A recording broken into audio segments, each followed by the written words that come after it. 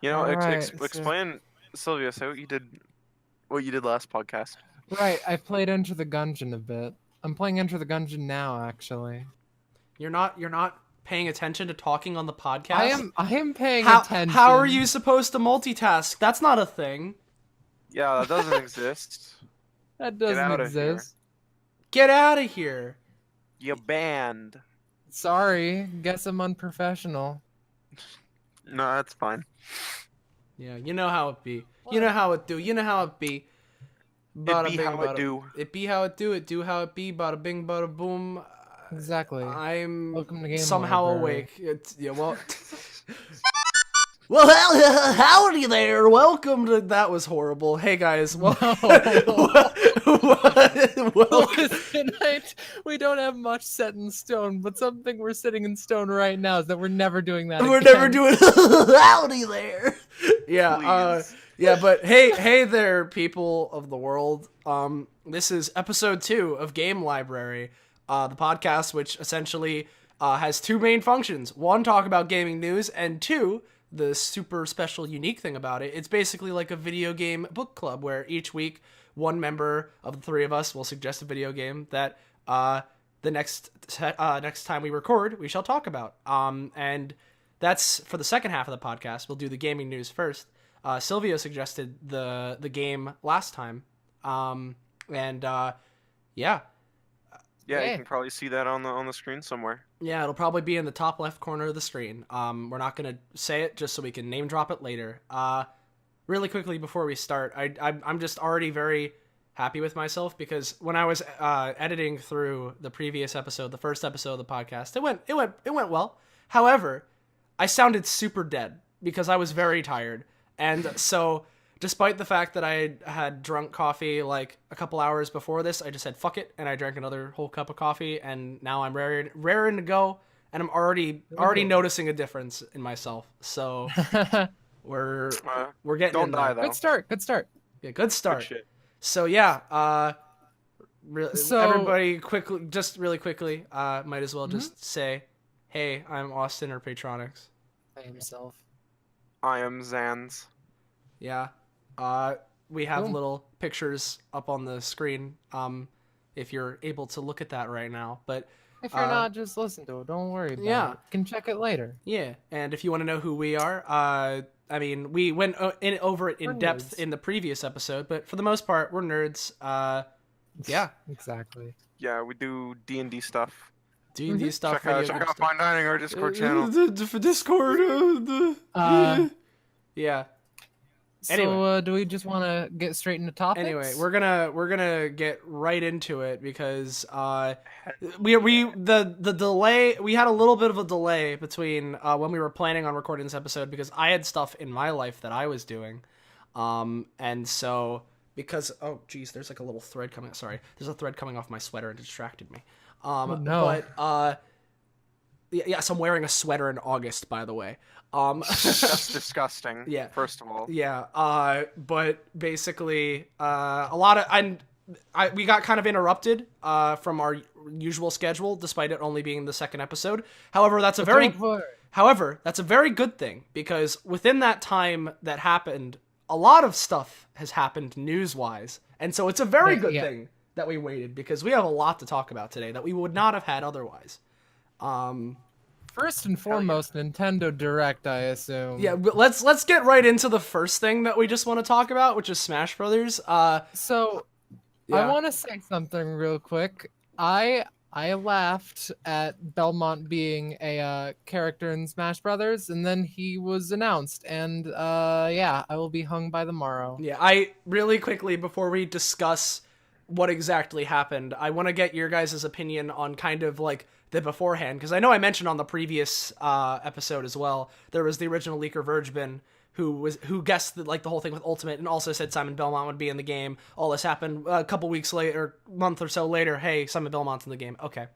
But the very interesting thing that happened with Simon Belmont is that besides the whole Vergebin thing that got everyone talking about him specifically, He was leaked by Nintendo. He was leaked by Nintendo because the night before, I was intern. some poor intern fucking he's like, how do I upload a YouTube video? And instead of uploading the Bloody Tears / Monster Dance remix as a private video on the YouTube channel, they changed the name of the Galaga medley to Bloody Tears / Monster Dance. So everybody was already talking about Simon Belmont being in the game, and then they go and do that, and everyone's like, all right.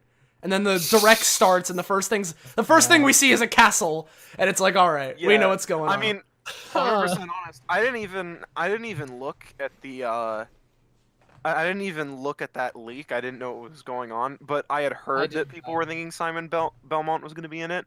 And even though so many people thought it was stupid and that it wouldn't happen, I didn't see a problem with it. I was one of the stupid people who thought it wouldn't happen, and here I am today. Yeah, I didn't want to be like me, kids.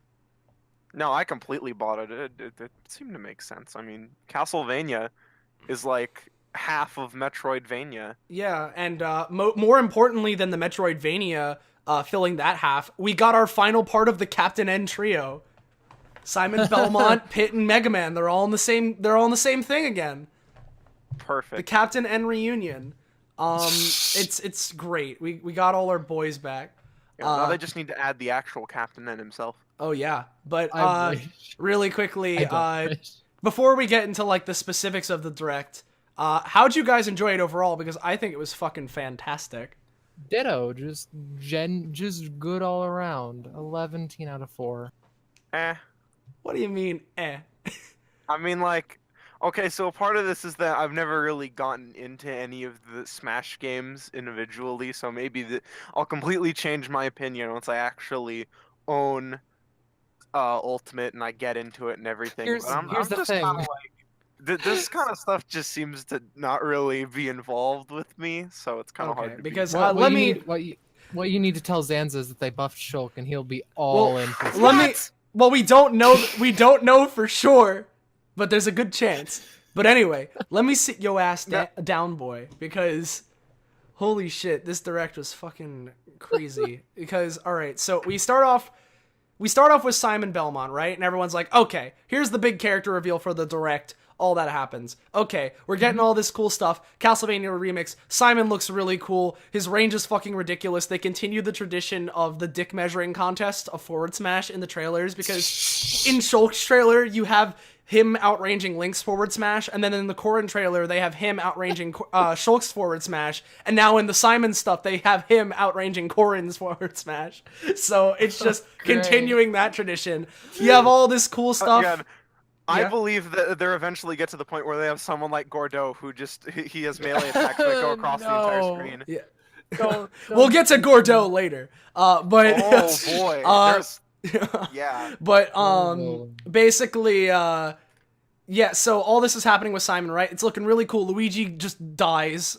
Funny meme. Luigi's dead. Haha. Really funny meme. Well, didn't like Nintendo have to send out a tweet? That Yeah. was like, don't worry, Luigi is okay. Yeah. No. The exact tweet. It was from Nintendo versus Europe, the official account. It just says Luigi is okay.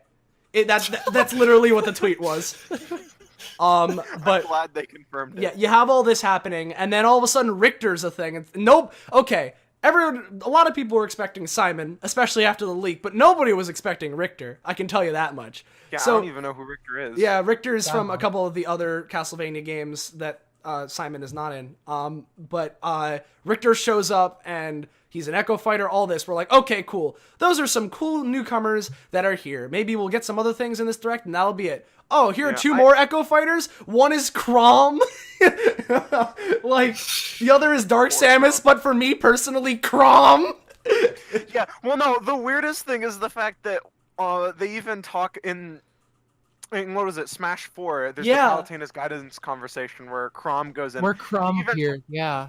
Yeah, they even talk about how he's just Ike without an ether, and that's why he wasn't put in the game. But he has an ether! He has an ether, and he's an Echo Fighter of Roy, besides that.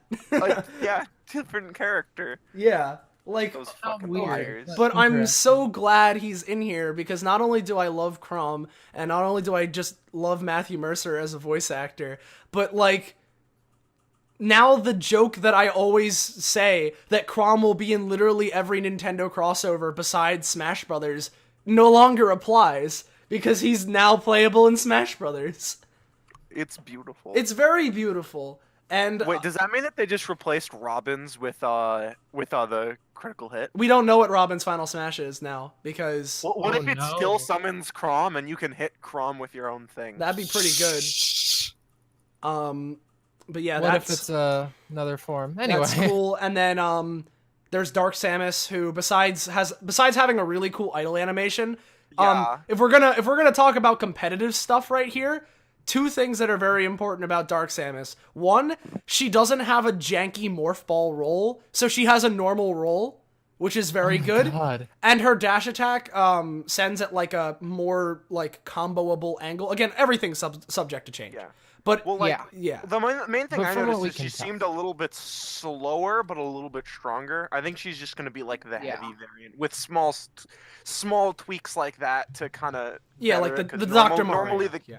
Normally the characters that they just make slightly heavier but stronger are just like worse versions. So Or I think they're Bowser. trying to, I'm kidding. Oof. yeah. Also, I think they're just trying to tweak little things about it so that it ends up being as good or better.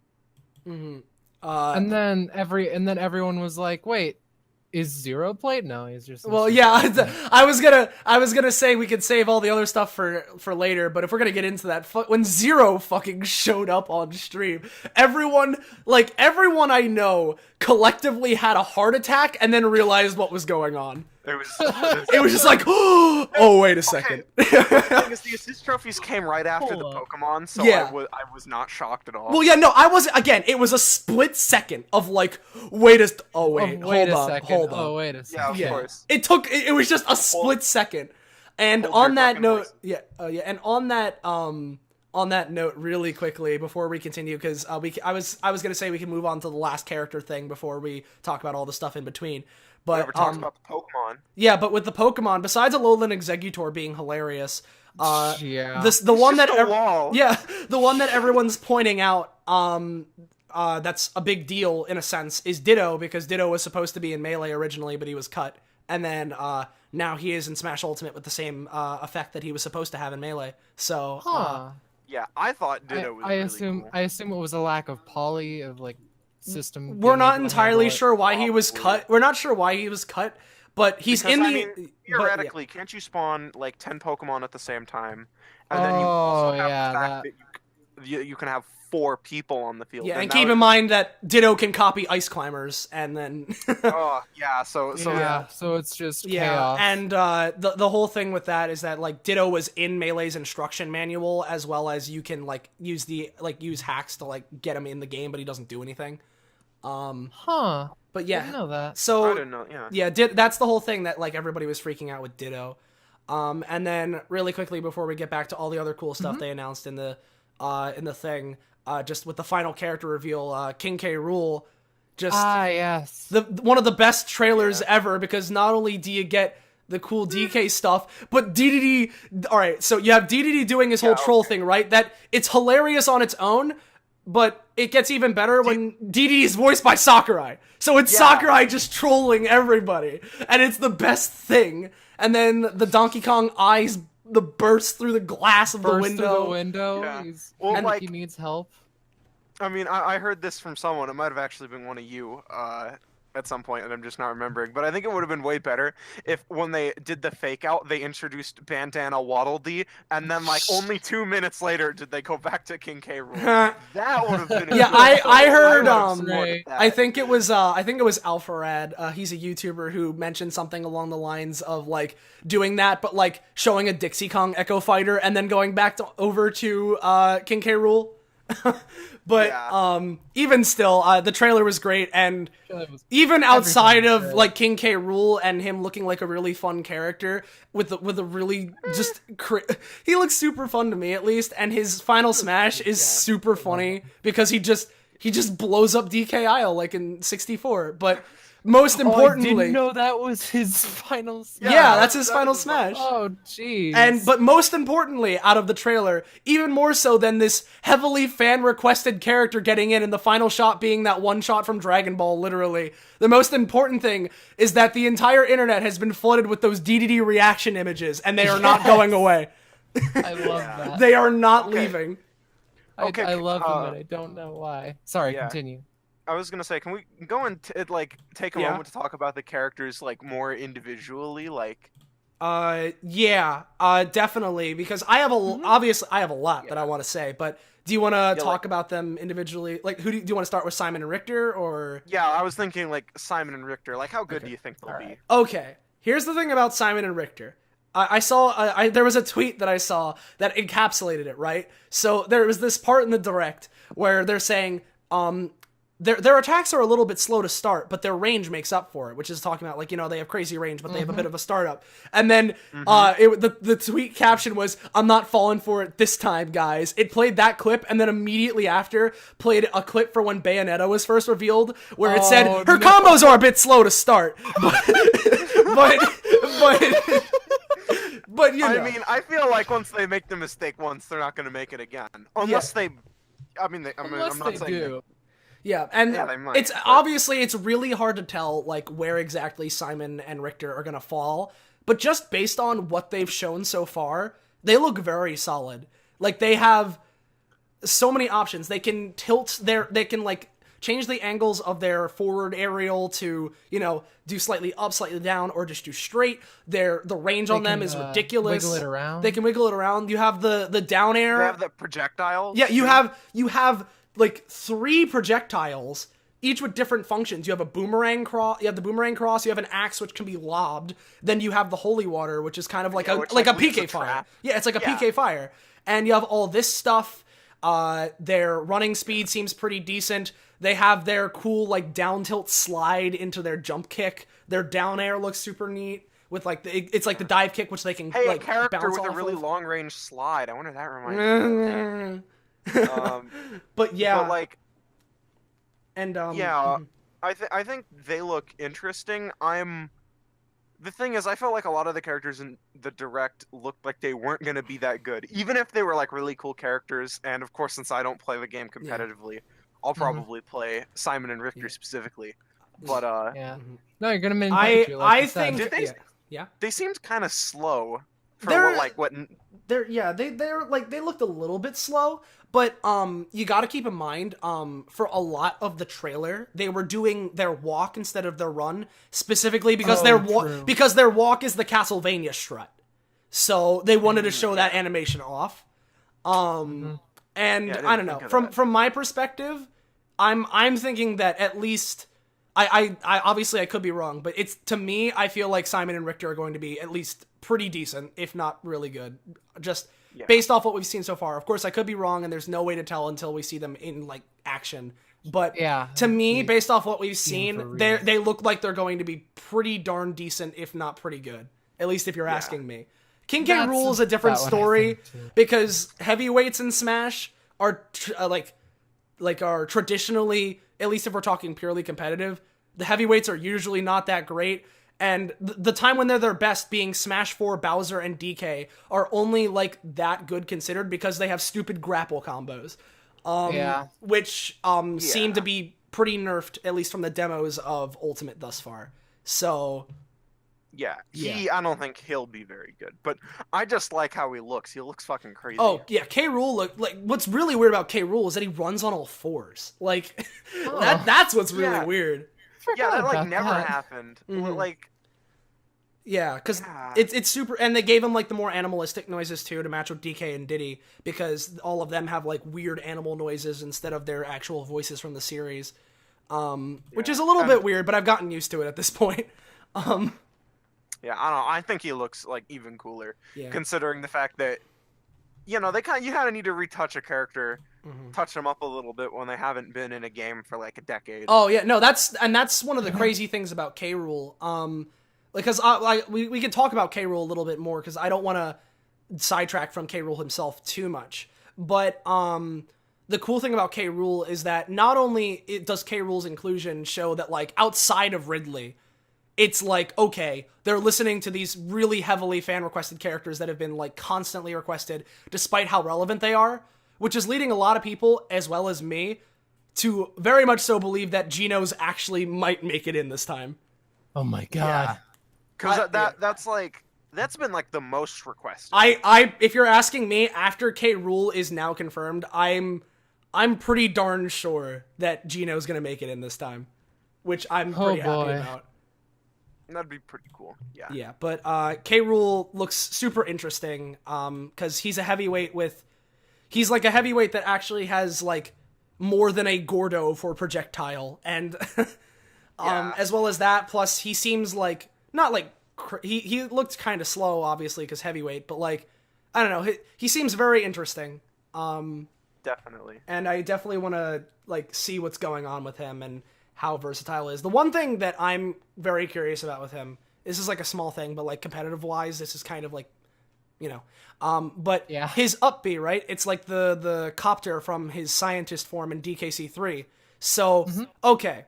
It looks like it has, you know, decent like horizontal and vertical range, right? You can move back and forth. You can do it up. I want to know, do the propellers have a hitbox? Because if not, that recovery is going to be so punishable. It's reminding me of Duck Hunt's. Because, okay, Duck Hunt, right? Duck Hunt's recovery has some... I think that would make it okay, too. Yeah, Duck Hunt's recovery has some decent range, right? Like, overall, it can go decently far, but it has 0 hitboxes, which makes it really not good and competitive. And I'm very curious if K. Rool has any hitboxes on his up B, because if not, I think it's going to be the exact same scenario. Yeah, oh, even worse because he's a heavyweight. Yeah, right? he's a heavyweight, and he's big. He can't even recover by jump. Yeah, he's big. So he'll be even easier to hit, because Duck Hunt's pretty small. But yeah, K. Rool's a big boy.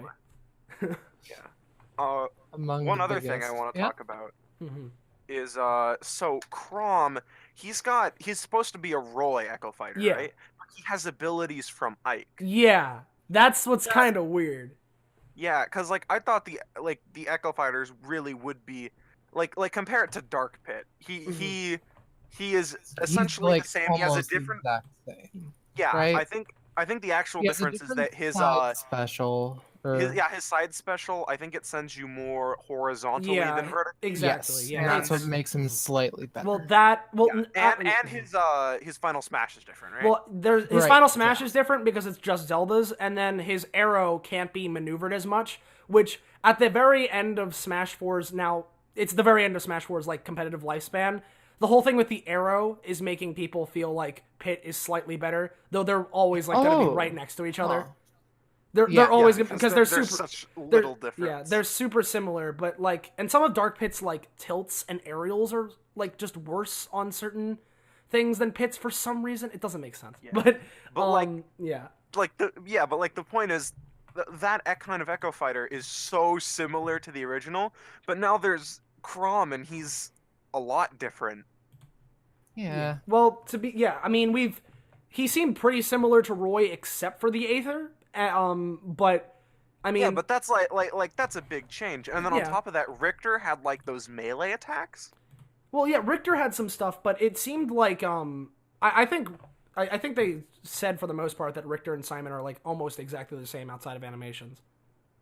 Because the whole deal was that like, well, no, they said he had some like Richter stuff because like he had those like melee strikes, those melee combos. Yeah, well, I didn't think Simon had it. Well, no, what they were saying at that point was the whole deal is that the moveset is mostly based off of Simon's stuff, but there's some things in the moveset such as like the dash attack and the slide kick that are Richter's moves that they gave to Simon as well. So the whole thing was, it's a bit hard to tell who's echoing who, because while the moveset seems to be mostly Simon, there are moves that Richter does that Simon also uses, so they're kind of copying each other. Well, yeah, I get that. I just think it's interesting because like I always thought Echo Fighters would just be they're just coming up with a new way to like classify like slightly clones different ways. Yeah, in a positive way. But and like, it's working. It is. I mean, it is working. It's kind of like. I've said this already, but it's kind of like the WoW thing, where before there was if you didn't sleep in game for a certain amount of time. World of Warcraft, yeah. Yeah, World of Warcraft. You got a debuff if you didn't sleep in a certain amount of time, and it made you gain less experience, and people hated it. So in an update, they changed it so that the debuff state was now the default state, and the previous default state was now the well-rested buff. And suddenly no one had any problems with it. They didn't change any code. They just changed what they called it, and that's kind of what they're doing with Echo Fighters. Yeah. But like, it seems like they're putting more effort into the Echo Fighters than than they have with any of the clones in the other series. And I think that's interesting. Yeah, no, and it's partially because the whole deal is that they focused mostly on bringing back all the other characters, so there's not as many newcomers probably. So if they can pad out the roster with a bunch of Echo Fighters that people apparently love now, then that works. Yeah. And I mean, it's working. I mean, it really there's is. one thing. Mm-hmm. There's one thing. Yeah. Pichu is not considered an Echo Fighter. Nope. So there's Oh, something you're going right. on with that fucker. Yeah. There's something going on. I've watched analysis videos. Crackshot conspiracy trailer. theory time. Yeah, crackpot conspiracy theory time. I gotta talk about my boy Pichu. He apparently has longer range, and a lot of his attacks have, like when it hits them, they get like electrified and fall to the ground. Mm-hmm. Well, like I think it's like a trip or a crumple. Yeah, or whatever you call there it. I know what clip you're talking about. It's like Pichu's 30-second trailer. It looks like it was I think it was either Pichu's forward smash, but I think it was his forward tilt where he tripped someone when doing it. Mm-hmm. Yeah, So, that to me seems interesting. I think they're changing things. They're changing it with up. him. Yeah. Well, it depends. That kind of usefulness depends on the whole tripping thing, because there are certain moves in Smash 4 where they have a chance to trip instead of doing normal knockback, and if Pichu's is like that, then like, I mean, it's not super reliable, but we'll have to see. Yeah. Obviously, we don't know. But yeah, Chrom looks interesting in terms of that, and we're not sure entirely like how everything else with him is different. Like, is he like Roy, where the strength of his blade is at the hilt of it, or is he like Lucina, where he's Roy's moveset, but the blade is balanced throughout or something? Like, is that what it is, or we don't know? And Dark Samus, I mean, there was the stuff we mentioned at like the beginning of the podcast, but it's hard to tell. But all the characters look very interesting, and I am very excited to try I'm them all out. excited. Yeah. And they showed off a whole bunch of other stuff. Like, for instance, all the stuff with we could talk about like the items and stuff first, because I want to talk about this other thing last, I guess. But like, they showed off a couple new items. The Rage Blaster seemed interesting. Yeah, the Rage Blaster is interesting, as well as the fact that they're actually officially calling the mechanic from Smash 4 Rage now, if that's what it's supposed to be. Because the whole thing in Smash 4, there's this mechanic where the more percentage you have, the higher your knockback is. And it was never officially named, but people in the community just started calling it Rage, and it just sort of stuck. But the Rage Blaster seems to be actually officially adopting that as the name. So that's kind of because cool. it's stronger as it scales with the same thing. I think it even has the same particle effects. Yeah, exactly. So it's kind of interesting like that. With that kind of stuff. Yeah, there's some neat new items and stuff. Assist trophies. Shovel Knight's the big one that everyone's talking about. Because he's not a character. He's not a character, but like, it's still like a big achievement to get in. It's interesting because it's an indie. Yeah, it's an indie character. Yeah. And as someone who plays like almost exclusively indie games, it is a big milestone. I will acknowledge it. Oh yeah, no, definitely. Like, even if he's not playable, it's such a milestone and a landmark. This character is among like gaming icon. Like, he's in the Shovel Knight is in an official game with Mario now. Like, yeah, that's pretty crazy. Yeah, like it's pretty damn crazy. And on the same little token with Shovel Knight shown on the same time, the moon from Majora's Mask is my favorite assist trophy ever. Yes, same. That was awesome. That was beautiful.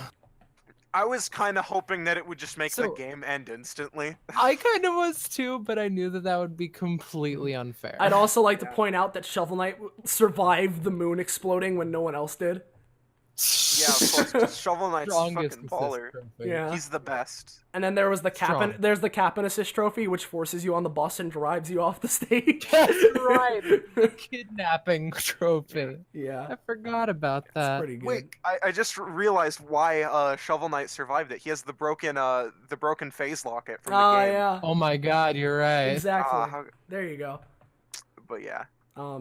Yeah, and then immediately after he gets, the next day or two, he gets revealed for Rivals of Aether as the final playable character, so.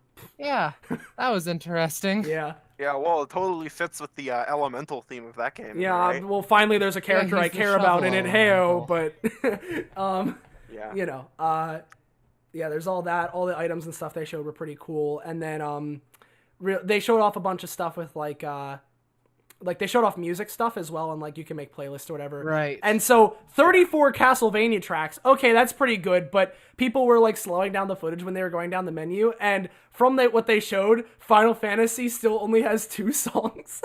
Oh. So, uh-oh.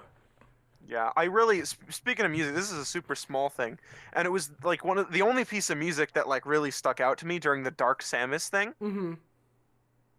Oh yeah, the Kraid's Lair. Oh, Yeah, the Kraid's right. Lair remix. Right. Yeah, I that was also good. wanted to point out, remember I mentioned that I played Brinstar Depths a lot as a kid, so I'm excited to see it return. Oh yeah, same here. Yeah, I noticed that. I'm like, oh, Sylvia would like yeah, no, this. Brinstar Depths. I always loved it too as a kid. So then one of the other big things to mention. Kraid also looks a bit weird. Yeah, that's it. One of the other big things to mention before we get to the big thing, which I know Zanza has wanted to talk about. Before we get to that big thing, the last main thing would be, the stage morphing, which is a super cool concept, if you're asking me. Oh, and I forgot for a second, but I'm glad I remembered because I don't know how I forgot. But Final Smash meters. Oh, as well. that. Like that. Yeah. That's gonna be crazy. But stage morphing seems pretty cool. I think it'll be very fun to mess around with. Yeah, I don't think it's gonna be like a big thing though. Yeah. Oh, and then there's the squad strike mode, which is literally just crew battles. Like you have the one version of it where you could play as the different characters in a sequence, and we're not sure if that's like you do one stock battles and swap, or if it's going to be like the All-Star versus / end of Smash Tour where each character is a stock, which would be good. And then they have the crew battle thing, which is the second mode, which looks super cool. Hainenbo, the stage, is back. Why? I played that stage a lot, but only because I was a masochist in Brawl. Then there's Smashdown, which is that cool mode. Wait, which one was that again? It's the one. It's based off of that like DSi rhythm game. Yeah, Electroplankton. That's what it's called. Electroplankton. Oh, that one. It's the one where like it shoots the things and remember. it randomly moves the leaves up and down. Yeah. That. Yeah, there's that. Then there's Smashdown, that mode where when you pick a character, you can't pick them the next time, which is super cool. A lot of the new modes they're adding are super fun. Yeah.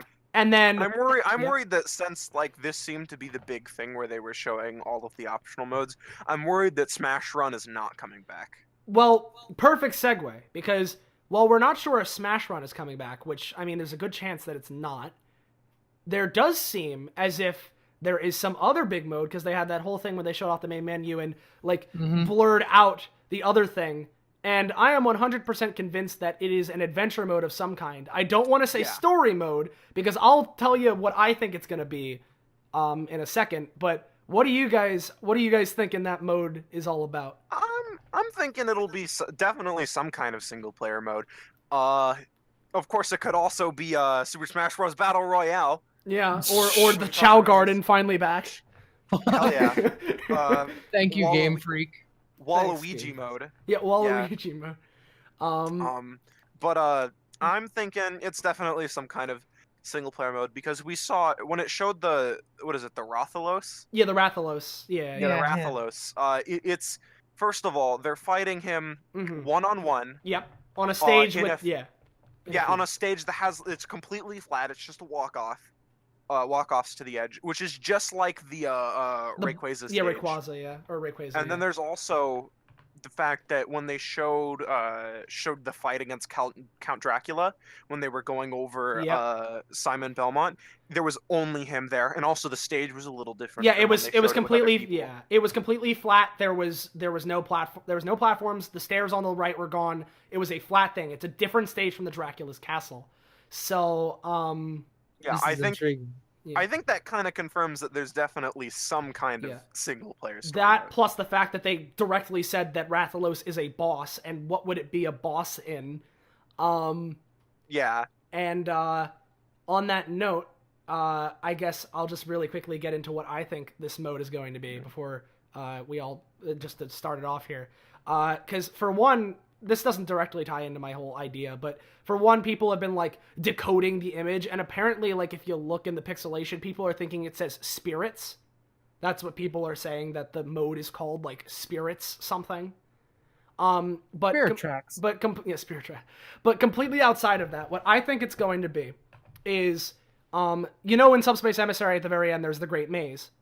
I think it's basically just going to be a Great Maze, where the whole thing is you start out with like the original 8 characters, that's your starting roster, whatever, you get to pick them, and then you have a bunch of pathways you can go on. Think of like Kirby the Amazing Mirror, a couple pathways you can go on, and like certain things, you go down this route, okay, suddenly you're in a Castlevania-inspired area, and you can fight Dracula, and if you go through this door, you can fight Simon, and then you unlock him to use in spirits as well as a playable character, and you unlock Simon and Richter, and you go here and all of a sudden there's a Rathalos boss fight, or if you go here, suddenly you're in a Mega Man inspired area and you fight the Yellow Devil, then you get Mega Man and fighting him in a different area, and it's going to be like the Great Maze where you go around collecting the characters and fighting them, and that's that. And then maybe there'll be some other things where you go in a room, hey, break the target suddenly, and there'll be some adventure mode things where escape, do a Metroid escape sequence, do all this stuff. That's what I think it's going to be.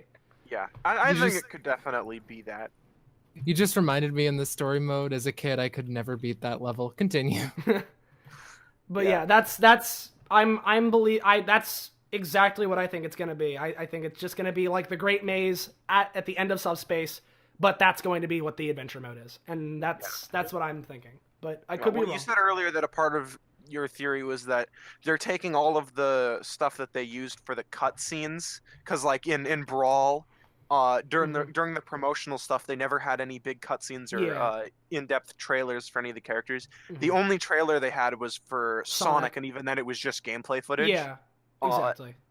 And that's because they focused all of their CG efforts on creating cutscenes for the story. Yeah. Meanwhile, there's tons of cutscenes, really, really good cutscenes. Oh yeah, by the way. Yeah, the Simon trailer with Luigi and Luigi's Mansion stuff, the best thing ever. That was so good.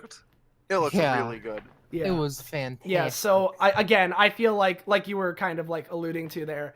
While I think all the cutscene money is going towards those trailers, this whole Great Maze thing is a way you can make an adventure mode that kind of feels sort of like a story in a sense, without but doesn't have that. But doesn't have that, and I think if that's just what I think it's gonna be. And if that's what it is, I would be very happy because that sounds like a lot of fun to me. Yeah, that's the thing. That's the thing that's convincing me the most of your theory, honestly. Yeah. It just makes sense logistically. Yeah. So what do you guys have any differing ideas on what it may be, or just any other random thoughts about I it? mean, not a very creative person. The one assumption that I had was that it was like an alternative mode, like the board game in Smash 4, but the other options seem far more plausible to me.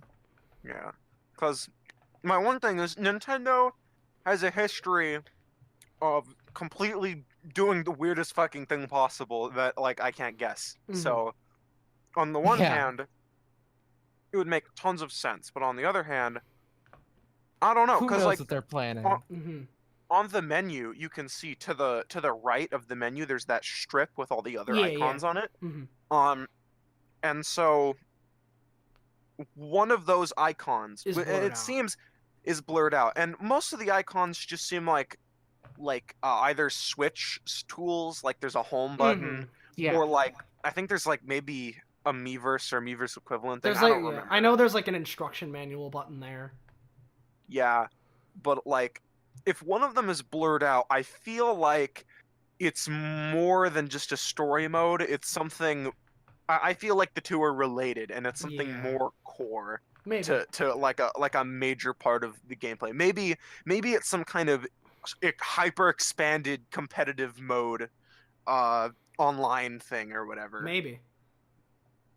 That's my only other theory that I can think of. Yeah, it's hard to tell right now. But I'm very curious about what exactly that is, because I'm gonna stick to my guns. I think that little thing I said earlier, I'm placing all my bets on that. It's basically what it's gonna be. But yeah, at this point we can only really wait and see. And the Smash Direct was just really good overall. I loved it. It was very good. It seemed, and all the things with like you can save custom rule sets now, which is amazing. Yeah, they have stocks for stamina battles now. Yeah, you have stock. Yeah, because stamina is like a standard battle mode now instead of in the special Smash menu. You have all these like just little quality of life changes which are super nice, and this is just looking like it's gonna be the best game ever, and I don't know how else to say it. Like, because like I know we were talking. I forget if we mentioned this on the podcast, but I know I've talked about it with people before, where like there was this whole thing with like how are Echo Fighters gonna be treated? Are they on the character select screen, or do you like choose them when you choose the one character? And I know that me personally, I was always like, well, I kind of would like them if they're on the character select screen because that's just how I like them. And I know I was talking with other people who wanted it the other way. In the end, it's both. It's both, because Sakurai couldn't choose either. So you can choose what you want, which is so smart because I want it one way. And if other people want it another way, you can have either way. You can have it the other way. And that kind of ties into the biggest, like the biggest theory that, because like everyone knows that every single Smash game is the quote-unquote last one from the developer's eyes, and then they make the next one. Like Melee was supposed to be the last one, and then Brawl, and then 4. Now we're here. And so I've said this before, but my theory is that he is doing all of this. He essentially keeps going back to Smash because he A, keeps having regrets, and B, keeps having people like asking for things like, oh, we've been asking this for years and you never did it. And so in this, he's finally trying to just do anything and everything so that he doesn't have any more regrets, and he can say, here, this is everything. It is like, it has everything you could possibly want from me. I can leave without regrets until Nintendo pays me $1 million again. Well, yeah, but then they made Waluigi an assist trophy, so people are gonna complain. No, that's the thing. Sakurai has failed. He has failed. He's going to be dragged back into the depths. And really, just to finish off all of this Smash discussion, there was this tweet I saw, and I'm pretty sure it's pretty, like, you know, reliable. I think it's if I remember correctly, it's a reliable source, but, like, I haven't, like, actually looked at the article, so again, take this with a grain of salt, but I'm pretty sure it's like, a real thing, where there was this interview where they were talking with Sakurai, where essentially he said, so long as there is interest in the Smash series and Nintendo would keep making them, he feels like he's going to keep making them, which means that he's not going to stop making them until he dies. Rest in peace. Rest in peace, Sakurai. But thank you. But thank you so much. You're like my favorite person that's ever lived. Yeah, he's like a more comprehensible Hideo Kojima. Exactly, and they're like best friends, so it makes a lot of sense. Yeah. And then you have Suda51, who keeps on bugging Sakurai to put Travis Touchdown in Smash Brothers. I'm just saying.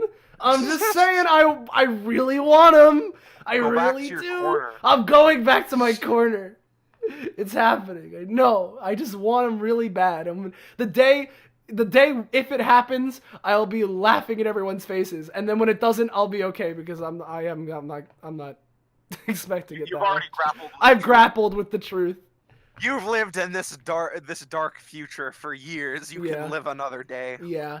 But on the topic of just now that we're ending off this whole thing with Sakurai and how great this whole thing, it's going to be a really cool fighting game, all that. And we mentioned it earlier with Gordeau. We mentioned him slightly. But a little bit before this Smash Direct, the weekend before, hey, would you look at that? It's EVO, so fighting game news up the ass. Yes. Hell yeah. Oh, yeah. So, do we want to go... Because I know I was very busy over EVO weekend, so I didn't get to watch any of it. I know apparently something happened with BlazBlue Cross Tag Finals or whatever that you wanted to talk about, Zanza. Oh, right. Oh, yeah. I did want to talk about it, but first, I feel like we should all talk about, because there was recently a free weekend. Yes. And so Sylvia got to play the game, and then she bought it, and so now we've all played BlazBlue Cross Tag Battle quite a bit. I think we should give our at least a little bit of our opinions of the game in general. Oh, go down. Yeah, definitely, because BlazBlue Cross Tag, me and Zanza got it like pretty much close, if not on release date. And then Sylvia tested out for a free weekend and then got it afterwards. Can I mention the reason that I got it? Yes. Oh. It's because I am terrible at making decisions, and also because the English Merkava voice actor also voiced Joseph Joestar in JoJo's Bizarre Adventure. That's reason enough, honestly. Let's be honest. Because I mean, for me personally, when it comes to BlazBlue Cross Tag, right? For context, by the way, Merkava is just an alien guy. Yeah. Big monster boy. He's not an alien. He's like I mean, the lore of Under Night Inverse is still kind of nonsense, like every fighting game. But Yeah. like he just tried to be a real cool guy, but then he died for it, and he became a Noodle Man. Anyway, Yeah. continue. Yeah, but the whole thing with BlazBlue Cross Tag Battle, at least for me, and for people who don't know what BlazBlue Cross Tag Battle is, really quickly, it's a crossover fighting game between BlazBlue, Under Night In-Birth, Persona 4 Arena, and Ruby. Ruby as in the Rooster Teeth series. And so when they first showed off BlazBlue Cross Tag at EVO last year, okay, so BlazBlue has always been a series I'd been wanting to get into, but, you know, never did. Nobody ever heard about Under Night, and then all of a sudden, Yu Narukami shows up on screen, and now I'm interested, because Persona is my life stream. And then so, a bunch of people who weren't interested in fighting games got interested because Ruby was because there. Ruby was there. Yeah. And then flash forward a couple months, the game is out. It's a pretty simplified, relatively tag fighting game, but it's still. I would say its controls are simplified.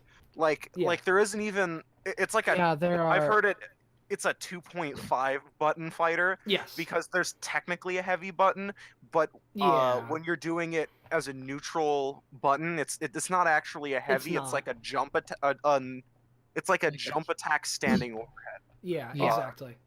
But where the complexity more comes is that I think it has really, really good tag mechanics. Oh, it does. No, that's the big draw to it, is that its tag mechanics are very good. Yeah, like they're every character doesn't have just an assist. They have 3 assists based on the direction, and then they also can switch into, like, if you attack with an assist, you can then switch into it to keep the combo going, something like that. Yeah, and then there's cross combo, which cross combo is going to come up a lot, and it's something that we haven't actually really been experimenting with. But like, it's this special feature where you have both of your guys out attacking at the same time, and it's crazy good, and it lets you string these insane combos that you wouldn't normally be able to do it, assuming that you're able to approach the enemy before they hit one of you. And then you can also, if you're in the middle of a combo, there's a burst mechanic, but instead of having just your guy burst, it's whoever you have tagged out running in and saving you. Yeah. And you switch to them, and then you can chain your supers together with your assist, and like all this other stuff that I think just makes the tag mechanics really, really good. Yeah, and along with that, the game has been updating with like DLC characters coming out semi-frequently, and with EVO, they released the newest set of DLC fighters, including stuff like Merkava, who we mentioned earlier. There's characters. By the way, can I mention something about Merkava? Yes. So the English voice actor came out, and because people were kind of playing a game of, can we find out who these English voice actors are just based on their voice?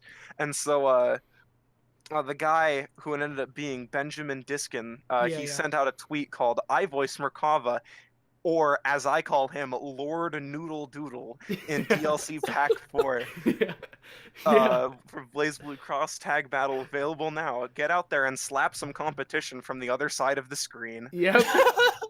And it has a picture of his super, a gif of 2 Merkavas like wiggling their arms next to each other. Yeah, that's about right.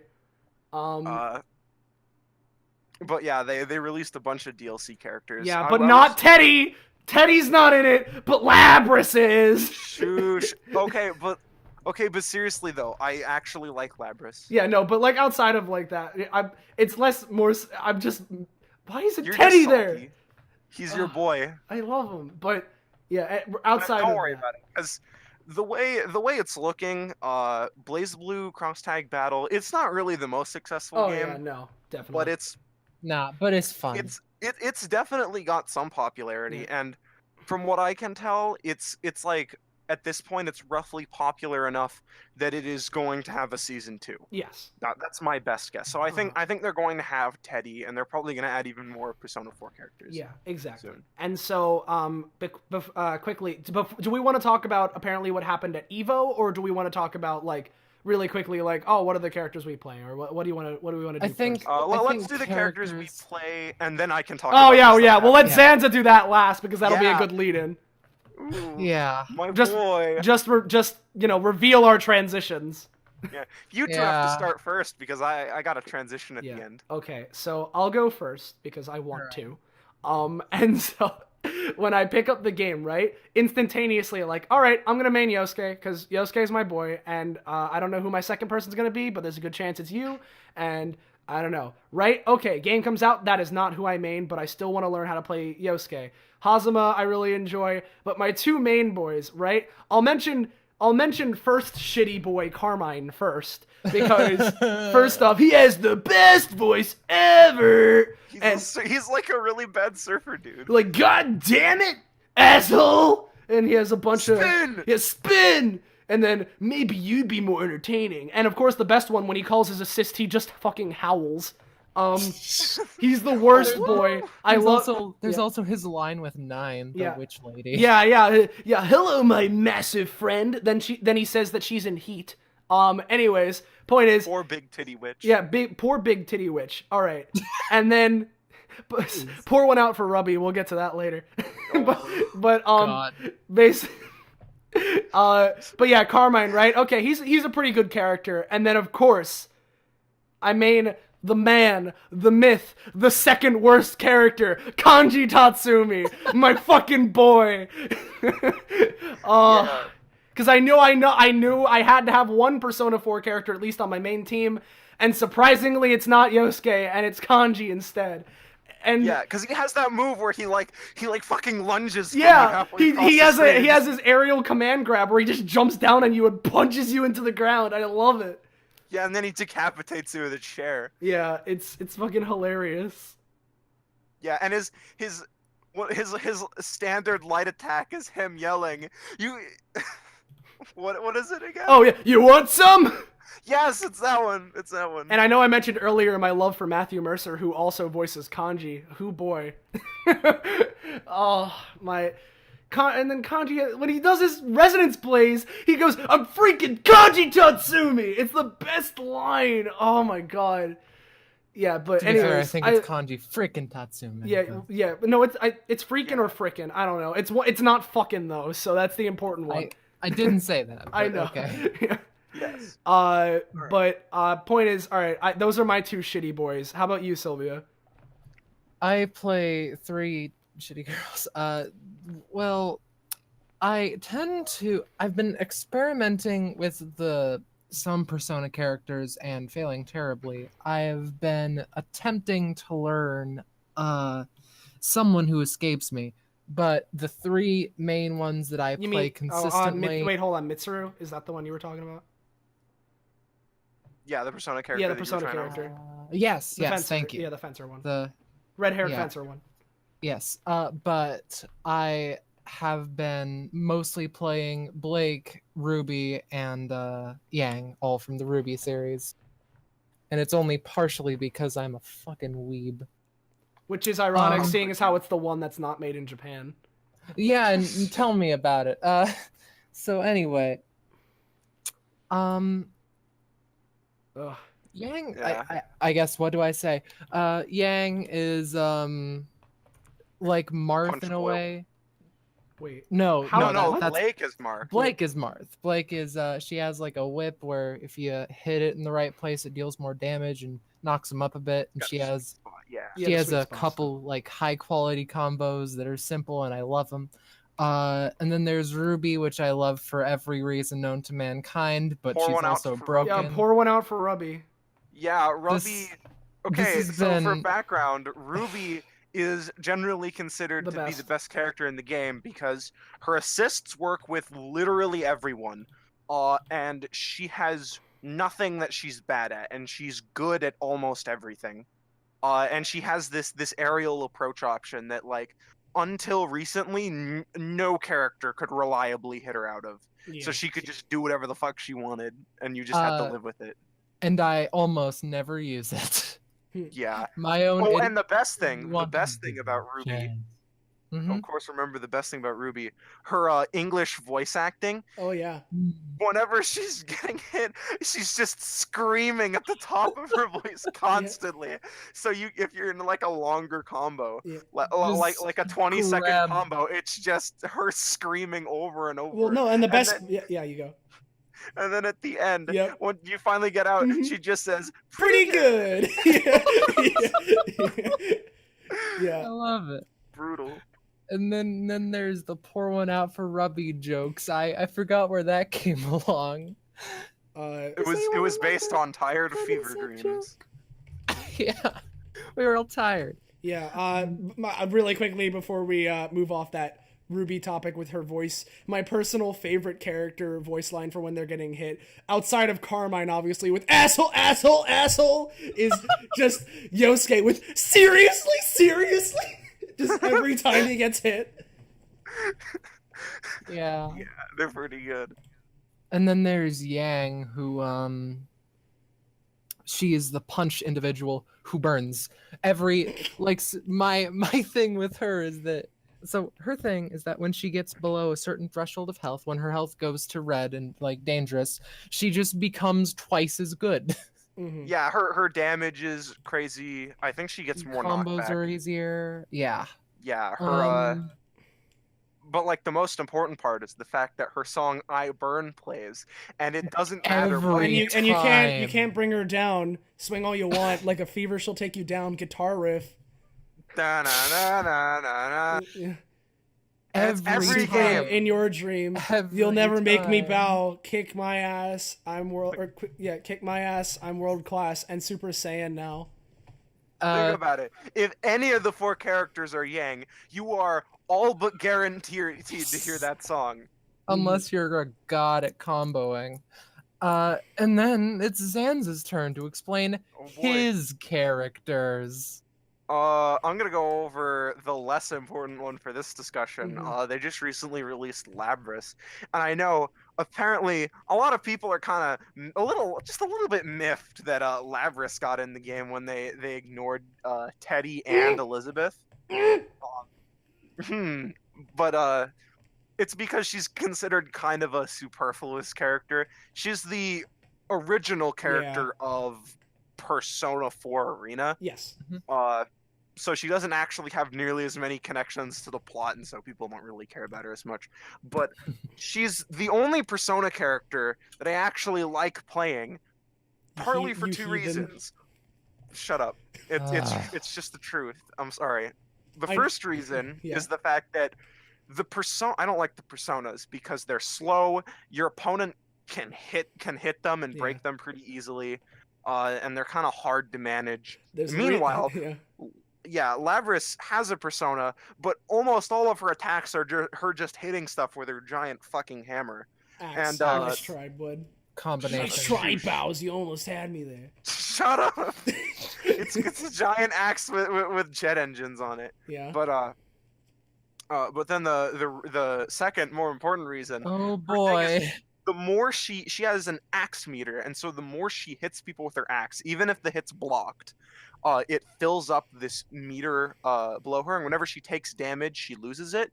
And then when she's tagged out or not doing anything, it returns to its neutral state slowly. Mm-hmm. But the point is, if it gets to its max level when it's red, her raw supers can one-hit kill any character. And it is the most satisfying thing to pull off in the world. Until you die to it and you hate it. Well, it would be the most satisfying thing in the world if it weren't for Kanji's Astral that one time when I just destroyed you. And then you got so salty. And then the 4-time combo where just smash into the wall. Oh yeah, I did Kanji's Kanji's one grapple super 3 times in a row, and he literally rage quit. maybe shut up. Well, maybe you'd be more entertaining. Well, maybe you should lock your door. Well, maybe you should lock your door. Yeah. You didn't need to go that far. You didn't need to go that far. Anyways, that's Labyrnth. But there's the more important one. The real character, and I'm gonna be entirely honest, since BlazBlue Cross Tag Battle was the first fighting game I've ever really gotten into, and this was the first character I chose, I'm gonna be entirely honest, I think the only reason I'm now interested in fighting games is because of this character. Oh yeah. And he's Gordeau, and his whole thing is that his normals are almost full screen, and he just takes up all the space in the world. Meanwhile, he has a massive scythe. He has a scythe that reaches across the entire screen. He has a spin move. He has a spin move that reaches behind him. His light jab is still really fast despite the rest of his moves reaching across the entire screen. Meanwhile, Akihiko, who's a boxer, doesn't have the same... Yeah, no, okay, but Gordo, his down B hits low and then normal, and it's massive, and his down C is this slide that's super fast and goes across like the entire screen, so he can hit you low from anywhere. Yeah. I just love him. Mm-hmm. He's so good. He's the character that I understand the most about the combos, and it's so satisfying because you two, even though you play the game, you're not as dedicated or competitive as me, specifically with Gordo. So he's the one time I get to feel power in a fighting game. I fucking love him. But I guess that kind of segues into what happened with him at EVO, because believe it or not, even though Gordo, he's got range across the entire screen, basically, and it's fast too. And because of reverse speeding, it doesn't even have that much ending lag. He's like A tier. He's not S tier. There is like a tier of the best characters, and he is not at that because his frame data is still pretty bad most of the time. Gotta pour one out for Gordo here. But so he's good, but he's not the best. That's what people thought. But in the top 50 at EVO, the second most played character was Gordo, only behind Ruby. And then in the top 8, Gordo was the #1 most played character out of all of them, beating Ruby, beating Jin with his like broken projectile. It beat Chad Narukami. It beat, and I'm just so proud for the boy. Yeah, because I'm not. I hate it. Because like there was this tweet from someone who I guess is like really big in the fighting game community, who was like, Gordo's so overrated, honestly. He's not going to place very well. And then, big twist, Gordo was on the winning team with Ruby. Well, so, yeah. Scythe team. Yes, team meme sides actually won a tournament. Team meme sides that reach across the entire screen. Hey, Ruby's Scythe is not that good. Gordo's is, but Ruby's Scythe only reaches farther than it should, but not full screen. Okay, alright, it's not full screen, but with how fast she is, it doesn't even matter. I mean, that is 100% true there. But the point is, this major person was saying, Gordo's so overrated, he's not going to see that much play. And then he's even like, if he happens to be, send me this tweet. And then like 2 minutes after the end of the grand finals, he's like, oh, my account was hacked. It was good. Yeah, so that's pretty good. Kind of moving off of BlazBlue there really quickly, just to talk about the rest of the EVO. Oh wait, there's one other thing about the EVO tournament. So a lot of people were upset because in the top 8 there was 7 Japanese players and 1 American player, and somehow the American player managed to just win game after game after game, which does not happen that much in fighting games, at least from what I can tell. Especially not anime fighters like BlazBlue. Like BlazBlue, yeah. And so a lot of people were really excited. His name was like Fame96, and in the very, very end, he lost every single match against Gordo and Ruby. Who was he playing constantly as? Lost. Who was his team? He was playing Jin and Yu. Okay. So the Chad boys with katanas. Yeah. But like, and it ultimately came down to the fact that a lot of the American players are not using cross combos. Like, it's something that we haven't even been using because it's a kind of a complicated thing. Yeah. But basically, it makes it so that whenever you press a button, your assist does the same thing as if you press the assist button. They stay on the screen, and both you and your assist's damage do true damage, and you have Resonance Blaze supers until the end of it. Wow. Yeah. Oh dear. and you can active switch between the two people that are out. So you can suddenly switch to a different character to use like a more specific move, and then switch back to do another one. And so there were just these crazy combos. And so Fame 96, I think he got a few attacks in. I don't think he killed the single.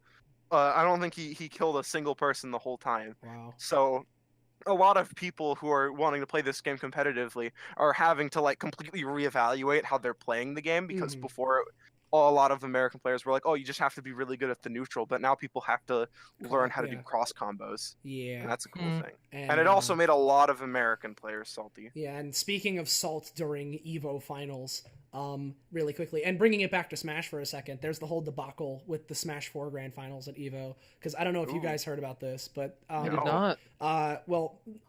The finals of Smash 4 at EVO were 2 Bayonetta mains, so there's already that. That's already one thing, and people were already leaving at that. Okay, right? So that happens. They're 2 Bayonetta mains, and they're good friends with each other.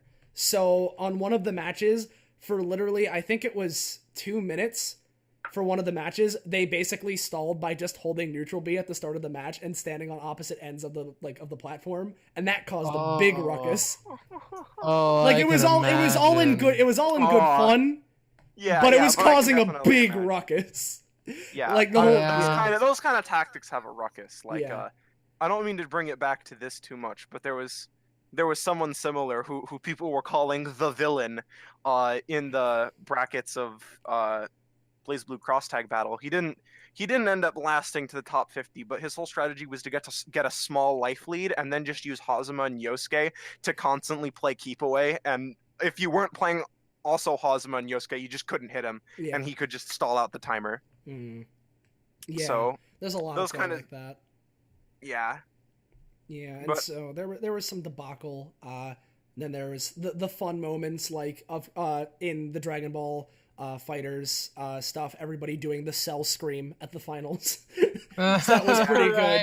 Yeah, I saw a collage, and it was like, "What's like someone in a Discord asked, "What's happening in the Dragon Ball Fighters finals?" And it was literally just they just posted a bunch of Cell pictures. Yeah.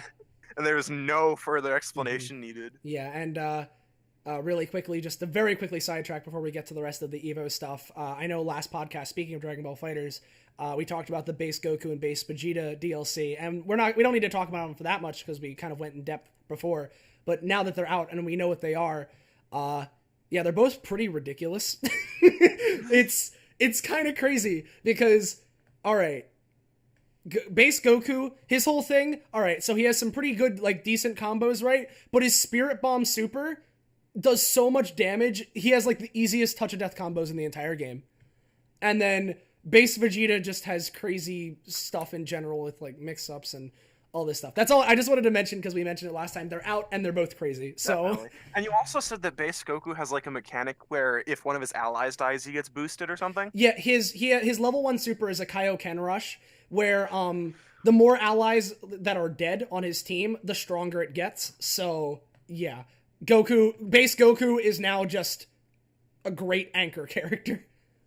Yeah, I can't believe they made him higher damage than Super Saiyan Blue Goku. Yeah, it's stupid.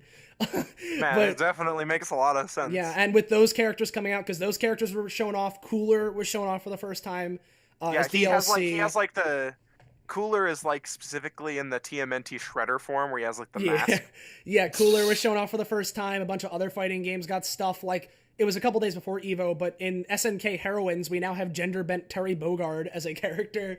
Speaking of Terry Bogard, he's now in Fighting EX Layer. Then you have, in Street Fighter, they showed off G and Sagat, and G is basically, like, Q, which is really weird. And then... we also saw hands-on footage of the Kill la Kill game. Oh, yeah, the Kill la Kill game. Oh, wasn't there a My Hero Academia fighting game too? Or yeah, it's like a 3D fighter. I'm not sure if it was at EVO, but it's been shown before. It looks pretty neat. And then Tekken 7 got its second season revealed with I think it was Anna and I forget the other guy's name. I'm not big into Tekken, but it's another fan favorite character was shown off. And then Negan from The Walking Dead for Tekken, yeah, because that makes sense. And now you have a game with Noctis from Final Fantasy and Negan from The Walking Dead in it. Oh, okay.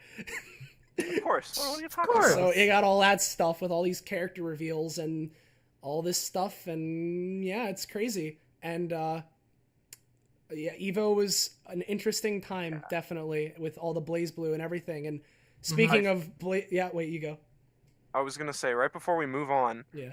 I believe we should also talk about how in BlazBlue Cross Tag Battle they revealed that they're going to add some new franchise to the floor that they have. Yeah. Right. And so all we know is that so in the main symbol they have for the game, it's like a diamond, and the top one is blue for BlazBlue, the left one is yellow for Persona 4, and then the right one is red for Ruby, and the bottom one is a dark purple for Under Night and Birth. Yeah. And the color that we were given is like a light purple. It's like pink. No, it's a pink. It's like a sharp pink too. Yeah. And so there has been lots and lots and lots of speculation, and I have like stored all of the different possibilities in my mind, and I think it would be a good idea to talk about them because I want to hear your opinions. Sure. Yeah. Mm-hmm. I was just gonna say the only two. Honestly, I haven't been thinking about it that much because I don't really know. All I know is that there have been talks beforehand with both like 2B and 9S from Nier Automata. Them I think Arxis mentioned something about them in like wanting to get them, or there was some buzz about that. And the same goes for same goes for Ryuko and Satsuki from Kill la Kill. And those are the only two that I even know and have considered. That is one of like the less popular theories. People are either thinking, oh, it's going to be a miscellaneous color, or because like at this point they're saying they want to do so many individual things, it's going to be impossible to have how many diamonds are they going to be able to add? Let's be honest. Yeah. But that, or some people think, oh, it kind of fits with Kill la Kill's color scheme, but I don't really think it does, and I don't think the pink fits with Nier Automata's theme either. Yeah, no, it really does not. Yeah, that game would be more like a gray color. Yeah. Maybe a white, maybe a white. So that was one of the less popular theories. The two big theories. Kirby. Silence. No, we're not talking. By the way, a little spoiler for all you people out here. Did you know that Kirby is actually an elder god of creeping chaos and void? This is confirmed by Nintendo. We ain't fucking talking about this. Did you know that Kirby, for the entire history of all the games, has been haunted by a lurking harbinger of doom? Shut the fuck up. I didn't know about that either. What a funny coincidence. But no, just a friendly reminder. I'm going to remind everyone of this every day. Yeah. And so, the main theory is that it's Senran Kagura.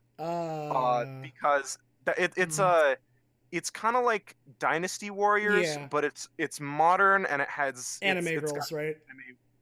Anime boob game. Yeah. And so the reason why this theory is a thing, and the fans of it are extremely adamant that it's a thing, is that the game was data mined when it first came out, and that's how everyone knew the DLC characters that were coming in Season 1 for the game long in advance. Yeah. But they found some vague data relating to Senran Kagura in it. Geez. And the developers... The developer, of course, it's not the actual developers because it was just probably the translator, I think. I don't know who specifically, but they said something about how, that's just junk data from when they were still deciding who they were going to put in. Yeah. But most devs will do, straight up say stupid shit like that to get it off. So Senran Kagura is the only one with concrete proof to it.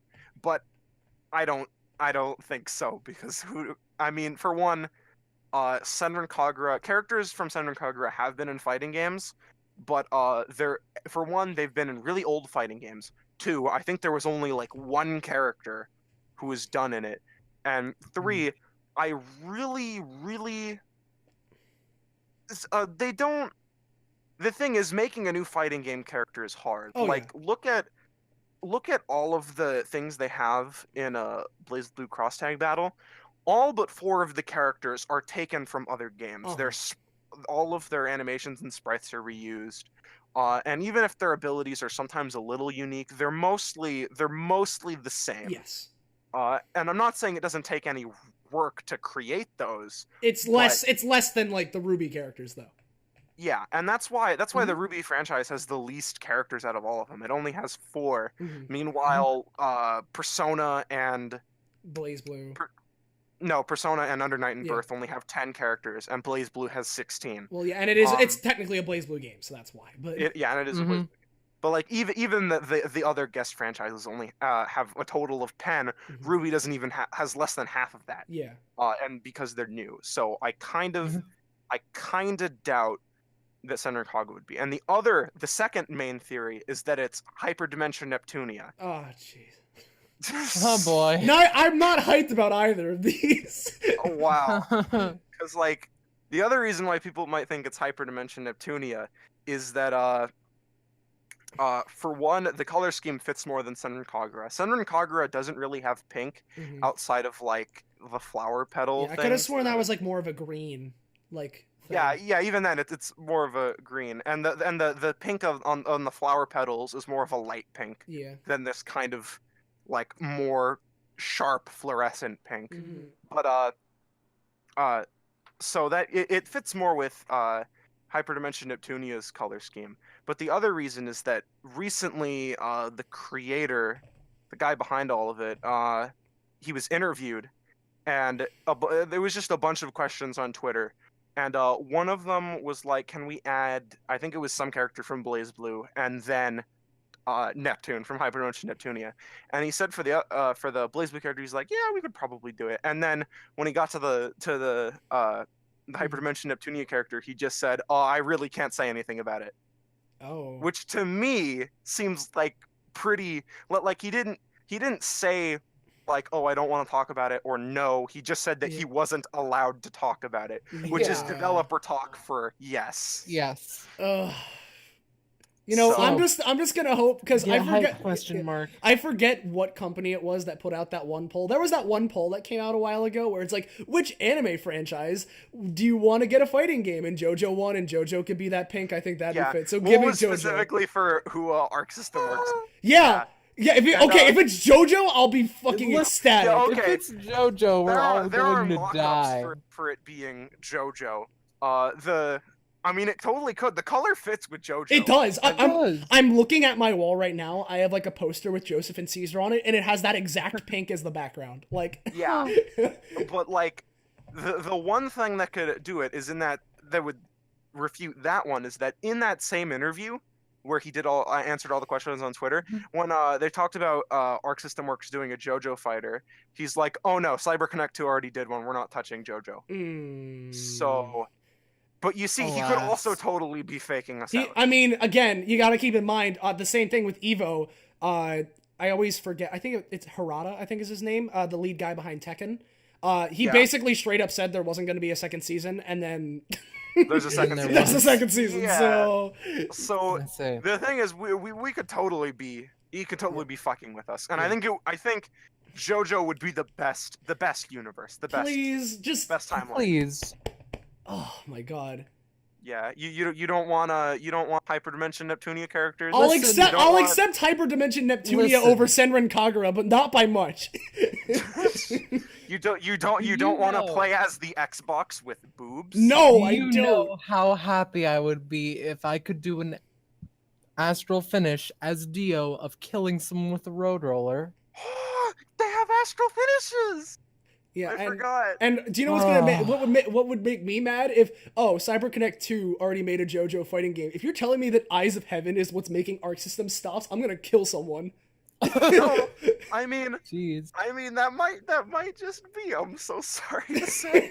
And I think they did All-Star Battle as well, which is like closer to an actual game, but yeah. But and the other, I'll go over the other small theories quick. There's like 2 people that want it to be Toho, but it's wrong. It's not going to be that.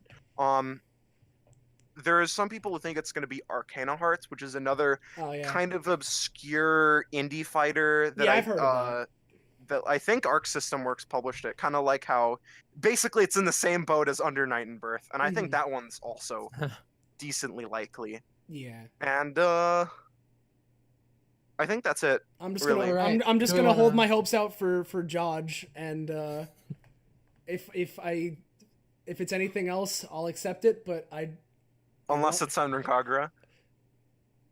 I mean, nobody said I had to play as the characters.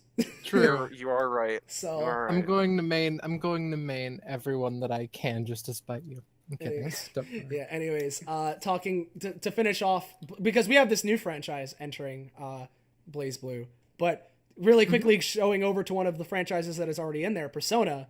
A Persona thing happened over the weekend as well. Oh, right. With Persona Q2 getting its trailer shown off, which, first off, P3 female pro tag, hoo boy, finally alive, canon. Hell yeah.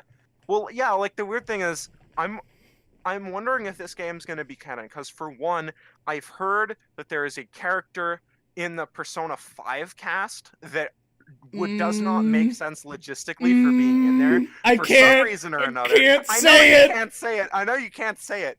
But the point is, I don't know the circumstances around it, but to me, that sounds like the game might be non-canon. Okay, well, here's my refute to that. For one, every Persona spinoff, despite how stupid it is, I'm pretty sure is confirmed canon.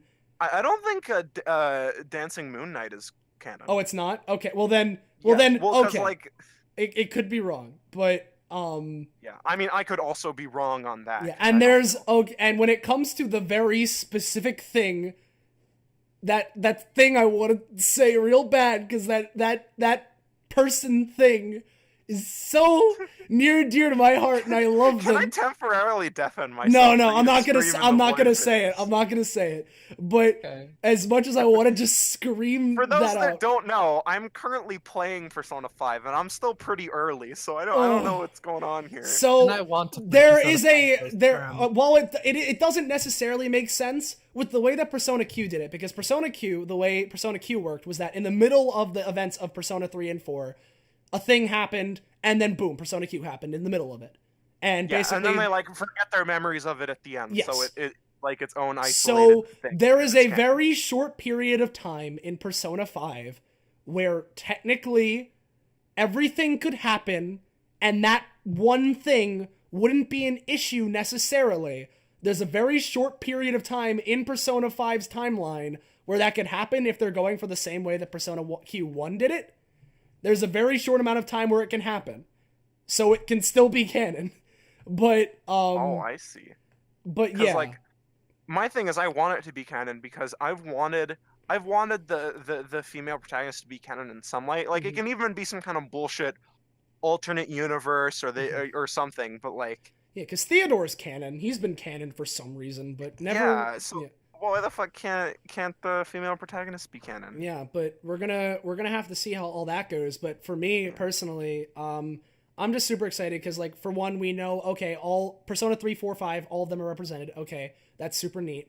And then my favorite part is how you have the Persona 5 Phantom Thieves looking like a bunch of dumbasses in these wacky get-ups, and then you have the Persona 3 and 4 cast just in their normal school uniforms. and it's just the best Just thing. looking at them like, what the fuck are you doing, dorks? Yeah. But, like, one thing about the story, I think it's been kind of sort of confirmed, that the story of Persona Q2, unlike in the original Persona Q, you kind of played as both the Persona 3 and Persona 4 characters at the same time, and they kind of all interacted at the same time, and you played as just the conglomerate of them. But in Persona Q2, it's confirmed that it's all specifically from the Persona 5 characters' perspectives. Yeah. You don't get to choose to play the Persona 3 and 4 characters. They're introduced when the story needs it. Because I know for a fact in the trailer, there's a part where Joker and you are fighting each other. So you might even have, like there's going to be more of a story interaction between the two. Yes, which I am A-okay with, but especially because, Persona 5 needs its time to shine, because it's the new one. Yeah. So yeah. I don't know. I just want people to recognize Persona 3 more since I love that game. Yeah, no, But, a lot of people love 3. I do too. Yeah, but like, the world must love it, you know? Yeah, I get you. But besides that, the trailer itself was relatively brief. We could speculate all day and talk about Persona Q stuff, but in reality, they're supposed to be in a movie theater. Oh yeah, because the whole thing Like, is that that's it's the the new cinema Labyrinth, so it's a bunch of movie theater things. Because in the trailer they showed off like a dinosaur thing, which is like a Jurassic Park kind of a deal. It seems to be like movie themed, so which is neat. It's a nice little aesthetic. Yeah, and one last thing, Mm-hmm. the shadows are going back to the Persona 3 and 4 style, in Yeah. which they're just like their own weird abstract things, Mm. instead of just being personas themselves that you have to fight. Are you ready for two Yuri Lowenthals and 2 Matthew Mercers? No. Because I am. Okay, I to mean, be part fair, of the issue is I don't know who they are. Wait, what's I Sylvia? think we should move on to the game of the week. Yeah, DM. I was just gonna say that Persona Q2 is shaping up to be interesting, and Persona 3 Dancing in Starlight and 5 Dancing in Moon I mixed it up. That mixed 3 up. is in Moonlight, 5 is in Starlight. They're coming out in December here in the States, so we got to confirm release date for that. Which Good is nice. shit. But with that, I think we covered all of the news that we really wanted to. And we've been going for a little over an hour. Yeah, close to an hour and a half. So that's okay. Mhm. But Yeah. This game is a shorter game anyway, so I don't think... we don't need to go super crazy with it. But yeah, we're fine on time. But we mostly talked about everything. And one other thing that I want to point out before we get into the game of the week, for anybody in the I guess if you're watching this on like YouTube, and if you have any sort of questions or anything you want us to talk about on the podcast, just sort of suggest it in the comments, and we'll be sure to like look at it and talk about it if it's relevant. If you have anything you want to ask us, we could definitely do it. We just I just wanted to throw that out there because I don't know if people were interested in that kind of stuff. Yeah, here's our channel, Fine Dining. I'm sorry, thanks Sylvia. But Yeah, of course. Yeah, but with that, Sylvia, since you are the one that chose this game, Yes. go ahead and introduce it. To start off, I want to say I'm sorry. Second off, it's Gods Will Be Watching. Hell yeah. I actually did a little research on like the history of Gods Will Be Watching. Want me to go over that for a little bit? Or do you know it? You know it, right? I know it partially, but I want to explain what the game kind of is. It's a game about making decisions and trying to keep people alive. There's a sort of it changes every mission, but in the first mission, there is you have 4 hostages and you're trying to get information, and the police force is trying to get to you and recapture the hostages, and also hack into the database and get rid of the information you're trying to steal. Yeah. I feel like for most of the chapters, after we go over our main discussion, we should go through each chapter individually. Yes. Oh, good idea. But yeah, and really quickly, because I feel like for a thing like this, because obviously with the way we've set up this podcast, like if you've played Gods Will Be Watching, then you already know what it is. But if this is your first time watching the podcast, or you just didn't feel like playing it, I feel like it's very important to kind of just very briefly describe, like, if you're, all right, what is this game? Like, what would it look like if you're playing it? So it's a sprite-based, like a 2D sprite-based kind of a deal where it's not I wouldn't describe it as a point-and-click adventure necessarily, but it's like point-and-click, like choice maker, well, it's like a point-and-click game where basically you'll have sprites on the screen of like your characters, right? And it has like a certain art style. You'll click on the characters, a little menu will pop up. You have certain decisions, which depends on the mission and the time frame of what the mission is and what the character is. And you have to make decisions. Certain decisions do certain actions while also causing chain reactions with other things. And a part of it, sometimes it'll be like, it's all this decision making and it's spread up in the chapters and all that. It's like a sprite-based thing. That's just sort of kind of the main it's a chapter-based game about making decisions on the fly, and what I learned very quickly, and as you learn very quickly, it's a game about trial and error, which is the main theme of the game, if you're asking me. I don't know if you wanted to get into the history of the game first before we actually talk about like what we felt about it. Do you want to do that, Zanza? Since you're the one who researched it, you deserve a reward. Yeah, all right. Well, I mean, I lightly researched it. so the point of the original game was originally just a stripped down version of the fourth chapter, which is why the fourth chapter is named after the game. And it was made for a game jam, and so people liked it enough that they tried to get it made into a full game, and eventually Devolver Digital came along and they're like, yeah, we like this, we'll publish it. And so they kind of built the rest of the story around it, and that's also kind of why the fourth chapter is the most complicated. Yeah. Because it was made first. That's it. I just wanted a brief thing of how the story was created. Well, it's important to go over that kind of stuff. Like stuff like if it's a game jam, those are always interesting. A lot of cool things come out of game jams. Yeah, good shit. Yeah. So, do you? I guess since you suggested it, Sylvia, if you want to give your first impression, I don't know if we're doing the out of 10 thing. I feel like we should. I like out of 10 scores, but I always suck at them. So, so like I like hearing other people's out of 10s. I'm not good at them. Well, this is the only way. I guess that for me, it's like a 3.5 to maybe 4 out of 10. Ooh, we're having a trend of people that suggest these games not really liking them. Have fun, Austin.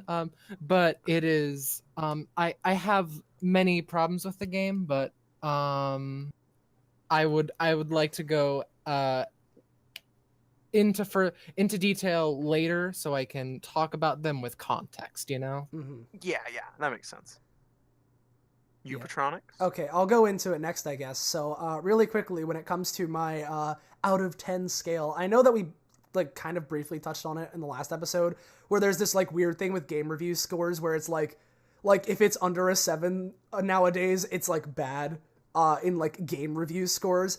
But thinking about it more so with like how Zanza said it, where he rates like 5 as a neutral experience, that makes a lot more sense to me now that I'm thinking about it. So I'm because I know I gave like Into the Breach, I was like, it's like a 7 or something. I'm kind of closer to that, like now that I'm like re-evaluating it with this more sensical scale, if you're asking me, kind of a 5 is like a neutral. I definitely give like the Into the Breach kind of like near that 5.5, maybe a 6 kind of a deal. All right, Gods Will Be Watching, probably a similar kind of score, for different reasons. Kind of, but wait. So similar to what Sylvia said, or similar to the 5.5, kind of like 6, maybe 6.5 ish area. I enjoyed it more than Into the Breach, but for different reasons. I see. I thought that this would be a game that you would enjoy looking at from a game design perspective, which you've been trying to do. Yeah, which I definitely enjoyed doing that. I feel like I got more out of this than Into the Breach. This is something I'll definitely be able to like go back and look at more than I feel with Into the Breach. In a different kind of a way. But yeah, I'm if we're gonna give that out of 10 score, I'm really bad at these, and I have a feeling that throughout these podcasts, whether it be later in this podcast or like we'll be on episode 12, it's like, that score I gave Gods Will Be Watching episode 2. Yeah, let me change that. But so I should probably just like keep up some sort of like a ranking board, but like for now I'll give it somewhere around a 5, like between a 5.5 and a 6.5. In the terms of not game review scores where it's bad, but more so I liked it more than neutral. Yeah. All right. I get that. Yeah. I guess I should go then at this point. So I think I gotta justify myself a little bit. I'm not a negative person in real life. Oh no! Here we go. All right, where's that 2? I'm feeling it. Yeah, I'm gonna be honest. I'm not super. I like most games. I like playing most games, but Gods Will Be Watching is hot garbage. Ooh. When I was first playing the game, up until like chapter 5, I said this game is a 2 out of 10. And then I experienced the ending, and once all of the kind of plot elements kind of click, it suddenly made a lot of the really bad. I'm just gonna say they're bad, but like it's up to you. But I think they're bad. A lot of the bad game design decisions that are made throughout the whole game, it made a lot more sense with the main theme. Yes. At the end. So I temporarily bumped it up, but then I played the DLC and I immediately realized why I hated the game again, and I bumped it back down to a 2. Yeah. Okay. So yeah, it's a 2 out of 10. Okay. I So now that I heard you saying that, I'm not gonna be like, well, you said it's negative and I'm peer pressured, so I'm going down. But like, I definitely like, because I was saying it's like the 5.5 to 6.5, but I feel like it's more so. There are like a lot of little things that I appreciate because from a game design perspective, like Sylvia was saying, I think you're going to enjoy analyzing it. I'm like, yes, I will, because I will agree with you, Zanza. In terms of game design, there's a lot of hot garbage in there. Oh yeah. But I like certain other aspects of it that are just like little things. Plus, again, I'm kind of keeping it like in that 5.5 to like 6.5 thing, kind of like, yeah, I liked some parts of it, but it's kind of like a neutral thing where, like, I don't hate it, but, like, you know, there are some things I can think about it, but there are definitely things that are like, ugh, whatever. Yeah, I think I'm bad at these scores, guys. I don't want to be negative. I don't want to be negative. But I always Too bad. I know this is gonna toughen me up because I'm like, yeah, it's good, and then Okay. and then it's gonna be like, if we're gonna get later on, I'm like, okay, I don't care anymore. It's a fucking 3. So do we want to go in like our opinions on the chapters? I think we I should feel go. like before the chapters themselves, like we should probably describe like just overall game mechanics, just like really quickly. Okay. Yeah. Okay. So, if I were to describe the game, in a kind of simplified form, but I think kind of covers everything. The game has 7 chapters, and each chapter is a little mini game where it's like those resource management things where like you have to keep everything balanced and different factors cause different things to tick down or tick up, and you can't have everything fall apart, but you only have a limited amount of time to do everything. And those games are really, really tedious and hard to get into. Yes, I agree. And they constantly obfuscate information, so you don't know what you're doing unless you either look it up online or you spend a few hours like making really weird guesses on like small parts of the game. If it wasn't obvious, there will be spoilers. Oh yeah, by the way, spoilers. Yeah, Gods Will Be Watching is actually like it's more of a story-based game than Into the Breach. Maybe we should start doing spoiler warnings for more story games before we start this. Well, I mean, it's a good thing we didn't talk about the story already, but spoilers, yeah. It's just kind of a thing. If you haven't played the game before, spoilers, we're going to be talking about the story shit. So, yeah. But that's how I see the gameplay. Yeah, the game, I agree with you in that sense, where the way I view it is, it's a resource management game, where the whole thing is that you got to keep things balanced. However, they decide to stack things against you by including the most bullshit RNG just to make it not fun sometimes. Yeah. Because you feel like you got a pattern down. I get what's going on. I can do this. And then all of a sudden that 60% chance doesn't work, and then you got to restart from the very beginning. And yeah. And again, that ties in with the theme of the game, which, you know, haha, all right, cool, you got a cool theme, but you shouldn't, in my opinion, and I feel like the opinion of most people who are sane and want to play video games, you shouldn't sacrifice fun and gameplay for your theme. And yes. That is the definition of this game. This game sacrifices everything for its theme, and once you realize it, it's a nice little, and then it goes away because it's stupid. Yeah. Yes, I would say I respect the game as something that could only exist as a game, and as like something, it's like an art piece that technically deserves to exist. I don't give it anything else. It deserves to exist. Technically, it deserves to exist. That's great. It deserves to exist. I can agree with that statement, but I don't need to actually say that it's good just because of that. Yeah, no, and I'm. This is why I don't want to give my out of 10 score. I don't like giving my out of 10 scores because then we talk about it and I'm like, wow, I really didn't like this. Because now I'm like, yeah, this is bullshit. Yeah, anyway. Do you want to get to the chapters? I guess we could go chapter by chapter. Yeah. All right. Okay. First chapter was the one that I explained before. How did people like it? Okay, here's the thing. Speaking of that first chapter, fucking no. That's not how you start a game. Yeah, okay. So like it plops you into this scenario and it gives you very little instructions on how the game works. Like once you get past chapter 1, most of the games are like even if they're completely different mini games, Yes. you kind of understand the basics of what you're supposed to do. Mm-hmm. But in the first one, you're just It's plopped just in this random. area and it's like, don't die. Yeah, don't die. And if you're asking me, it's really funny because personally, I feel like the RNG bullshit is at its worst in the first chapter. At least it's Yeah. either all right, it's either in the first one or the fourth one. At least for me. But I don't know. Like it felt really like, you know, there's So- all right, yeah. So in that case, would people rate this like the worst chapter generally? I don't know. Here, people here. I don't know. Ooh, no. I actually No. think it's the third worst. Third worst. Ooh. Third I agree. worst. I Oh, agree that it boy. is garbage. Yeah. But it is only the third worst. It Okay. only goes down. I don't know about only goes down because I'll get into my opinions with the chapters, but chapter 1 I really did not like at all. And Yeah. Sylvia briefly explained the scenario earlier, but you're all right. So we'll start getting into the story stuff here. You're plopped into this whole thing. You're with this. You're like a little grunt soldier guy in this little organization, Xenolifer. Xenolifer. Yeah, Yeah, Xenolifer, Xenolifer. right? And they're hacking into this Galactic Federation's like database because they're trying to get information on the Medusa. Is it Medusa or Medusa?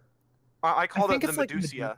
Medusia. Okay, that sounds a lot cooler and probably what it is. So it's the Medusia virus, which is this virus that at this point you just know it's a virus and it can fuck things up. And you're hacking into this computer by this guy hooks this thing up to his head and it's like, all right, you're gonna use All right, your Abraham. all which is right, the person's you're play. gonna use this hacker man technology to make my mind do better at hacking, while also balancing these hostages, while also balancing the police at the door, and also you don't get any help. And yeah, Yeah, and the hostages they can't be too upset, but they can't be too relaxed either. yeah. Which I mean, okay, well, isn't that what it's like in real life? But like, yeah, but it's not fun.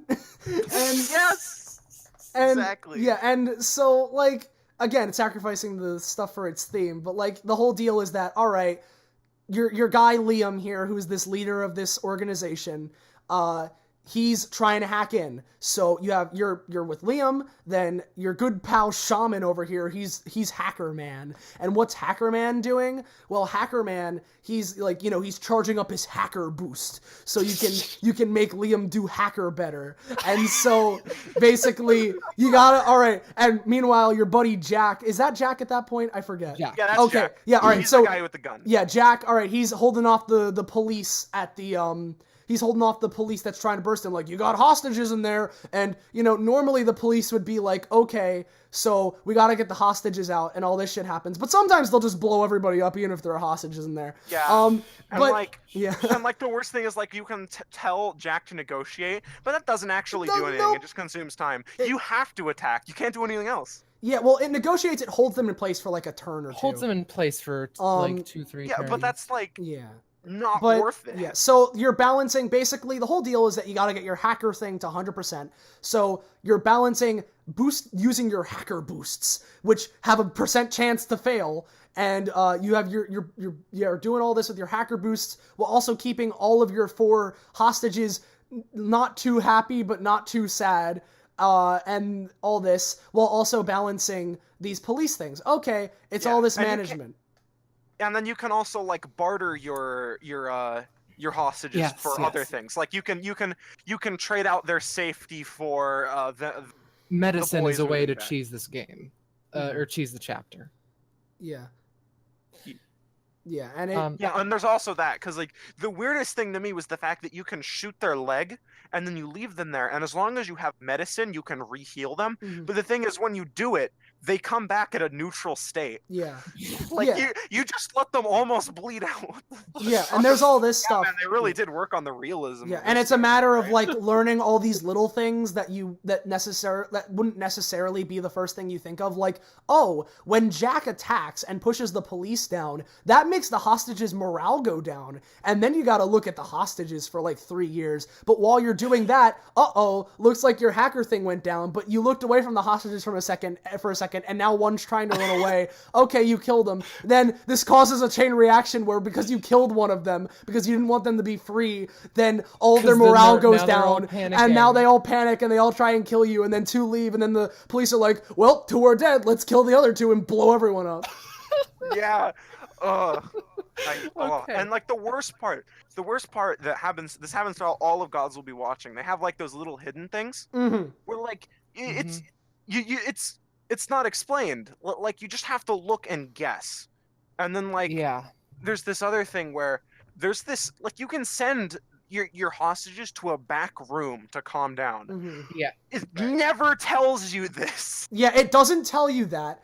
It just, there's one guy who says, man, I could use a trip to the break room, which is, I always took that as, oh, you're being a smug-ass motherfucker. But no, that means, but that means, no, get him to the break room, because otherwise he's just gonna be like, he's gonna fucking snap. Yeah, he's gonna snap. And like, and the thing is, okay, this is a really annoying thing for me, but like, I mean, I guess it's part of it, but like, you gotta like walk all the way to the break room to make sure, okay, are they panicked? Are they neutral? Or are they planning an attack on you? Okay, that's okay, but like, it takes 3 years to walk from one side of the room to the other. And then actually, even if you don't use the break room, you have to do that exact same thing if you want to see the policemen who are walking up on you. Yeah, and you can use your camera. Wait a second. You can use the camera, but then that gets, oh god. Yeah, you go, Sylvia. Yes, I was going to mention the camera. I thought that neither of you knew about the camera. No, I noticed the camera. There's a camera? Yeah, you can set a camera to look at either the police or break room. There we go. There we go. I didn't know. There was a camera mechanic. I'm so glad I knew that was a thing. Yeah. Ugh. Yeah. Ugh. So, do we want to move on to chapter 2? Just one line. I mean, have you said your thoughts? Yeah, you go into it, Sylvia. Right. So weird thing about this game, whenever you uninstall it, you get all the data's lost. And I remember hating this mission when I first got it, but at this point, this was seriously on the start of this. This was the 3rd time or 4th time I had to replay this mission, and I learned about the you can shoot a hostage's leg and trade all the other hostages for medicine, and just kind of lock the game in this weird thing where it's like, what does it do?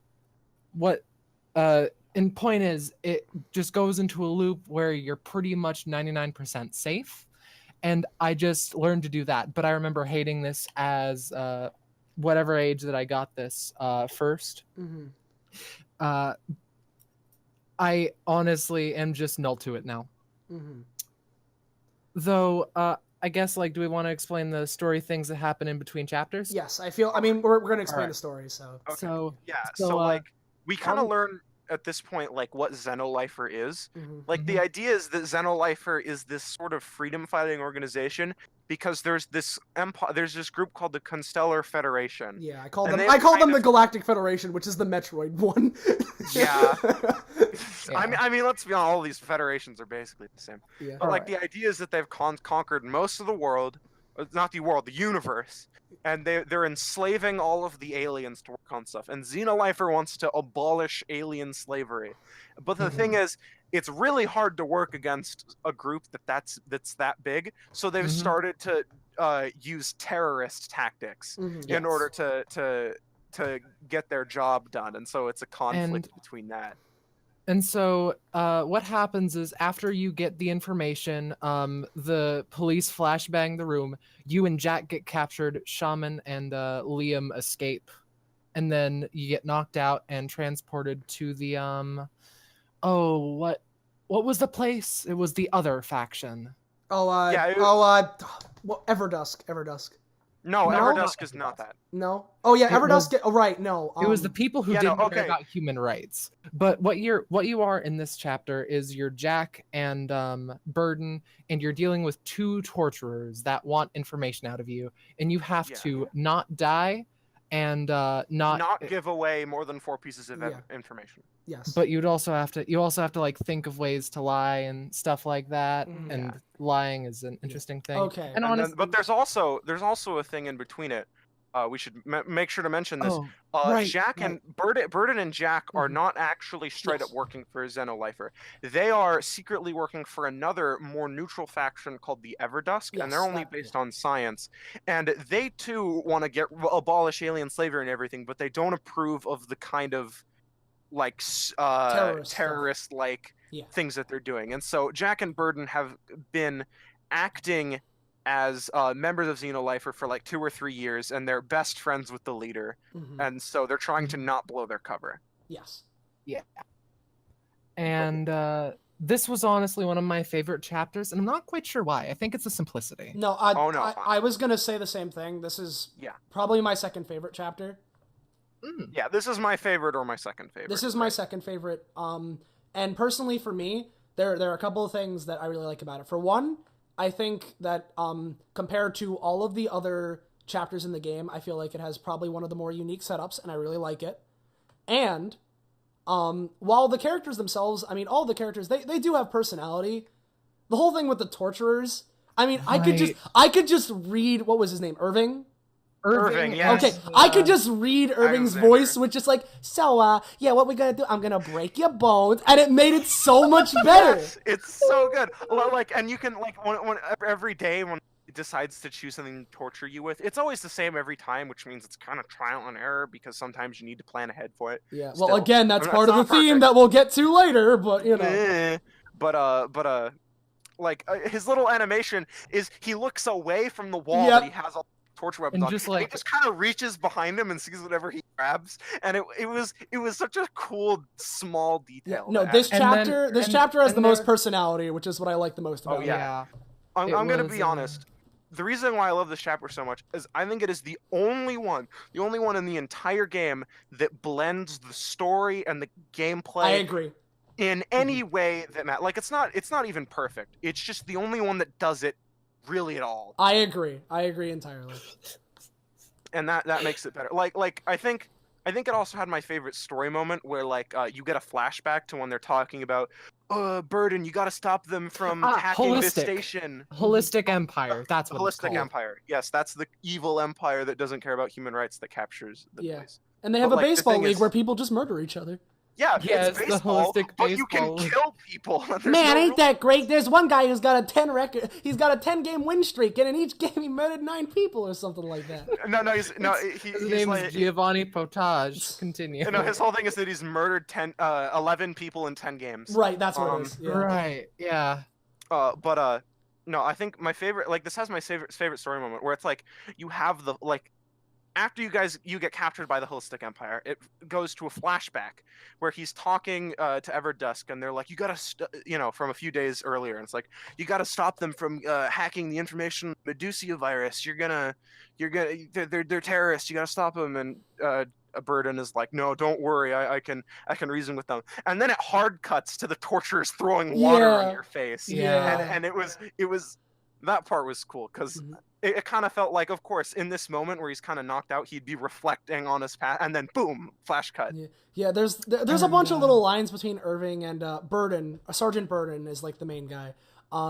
And so there's like a lot of little lines like with Irving because he's like he's being like I'm gonna talk around. And I'm gonna he's gonna talk all this stuff, and there's like one where he's like. Oh boy, it's the Irving and Alexander show because Alexander's his big beefy like torture partner. I told you, Alexander, don't look so sad. The Alexander and Irving show doesn't sound as good. Hey, what do you think, Mr. Burden guy or Mr. Torch or prisoner guy? And then he goes, I think it works better as the Alexander and like his shitty friend show or something like that. And it's like, guy, you don't gotta be like that. Yeah, you ruined it. Yeah, he's like, a torturer and his torturee, they develop a deep kind of connection here. It's like an old marriage. You gotta find new ways to surprise them. Yeah, and then he tells this story about how he tortured a cyborg guy, and he couldn't feel pain, so he just ripped out his sister's ribs. Yeah, Jesus. or there's Dark. that other story where it's like, yeah, I had a weird dream last night. There was no color Oh. anywhere except for the light of my cigar, and everyone just had black bags over their head, and I could torture them as much as I want. But then some guy in a gas mask walks up to me, and he's like, the world was made in 72 hours, and then Burden's like, please stop. This is worse. Yeah, and This that's is that's the worse than game torture." jam reference thing. I Yeah. also like how we can say Oh, I didn't even notice that. It Yeah. was like, 72. Oh, okay. you're Yeah. right. But here's something I just realized. We can say more about the torturer's personality than we can Burden or Jack. Oh yeah, because they're just they're just soldiers. That's Yeah. And they're really sad, but like literally every movie has done this a bit more in detail and better. Well, Like yeah. it's kind of a tired trope at this point. There's not much else you Yeah. can do. Although I will say the gods will be watching tries. Oh yeah, and I know we've been talking a lot and just making fun of Irving because he's the best part of this game. But I know we've been doing that. But like the actual mechanics of this chapter is that you and Jack are well, I guess I should say Burden and Jack are strapped to two chairs, and one side like Burden's being tortured by Irving, Jack is being tortured by Alexander, and the whole thing is that you have to survive like you're supposed to have to survive like 30 days, but they cut it off short. And 20 days actually. yeah, well, 20 days and they cut it off short. And so Yeah. you're supposed to survive this whole thing. And the whole thing, like Zanza said, you're supposed to not give up a certain amount of information. But at the same time, it's balancing out the pain that you get between your two guys so that while one person's getting jacked up, the other one can, like, restore themselves. And it's this nice balance and all this stuff and building up lies by, like, thinking and all that. And it made sense. And some of the lies they give when you fail them with your chances are what the fuck? Yeah, they're Why? hilarious. It's like, really? That's the best you could think of. Yeah. One second. One thing. Yeah. One thing that I thought was kind of weird was, at first I thought, oh, I just need to keep lying. But what I ended up going with is I didn't lie once. Oh. I just used the just kept provoke provoking. Yeah. and beg. And that gets you through everything. And I never confessed and I never lied. Yeah. And I just kept, because like, after the first few nights, Liam, he starts coming back and he'll start giving you Information, things. painkillers, or healing kits. Yes, and so you have to ask for one, and then the next night he'll give you. So you can't do it reactively. You just have to do it. Well, in one preference. of the lies they say is, "What were you doing in our super secret base?" And Burden says, "We were trying to delete an embarrassing email we sent while we were drunk." Yeah. Yeah. Is that gonna So stuff gonna like fool that. him, kiddo? Yeah, there's also one where it's like, who are you? And we're like, we're clones of this famous super soldier. You're like, what the Yeah, they're pretty good. Yeah.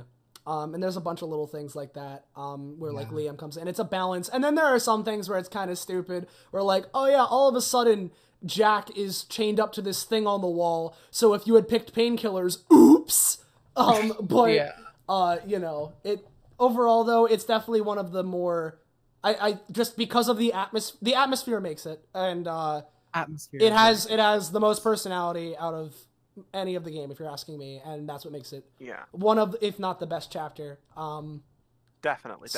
Yeah, I will say, but I mean, overall, it still has its flaws. It still has the whole like trial and error entirely based thing. The Russian roulette is the worst part of that. Oh yeah, I Okay, actually never. So I was gonna say I was under the impression that the chance was fake, and you would only ever actually get shot if it dropped to a 1-to-1 or a 1-to-2 chance, because I never fired on anyone for me, Same- and I same.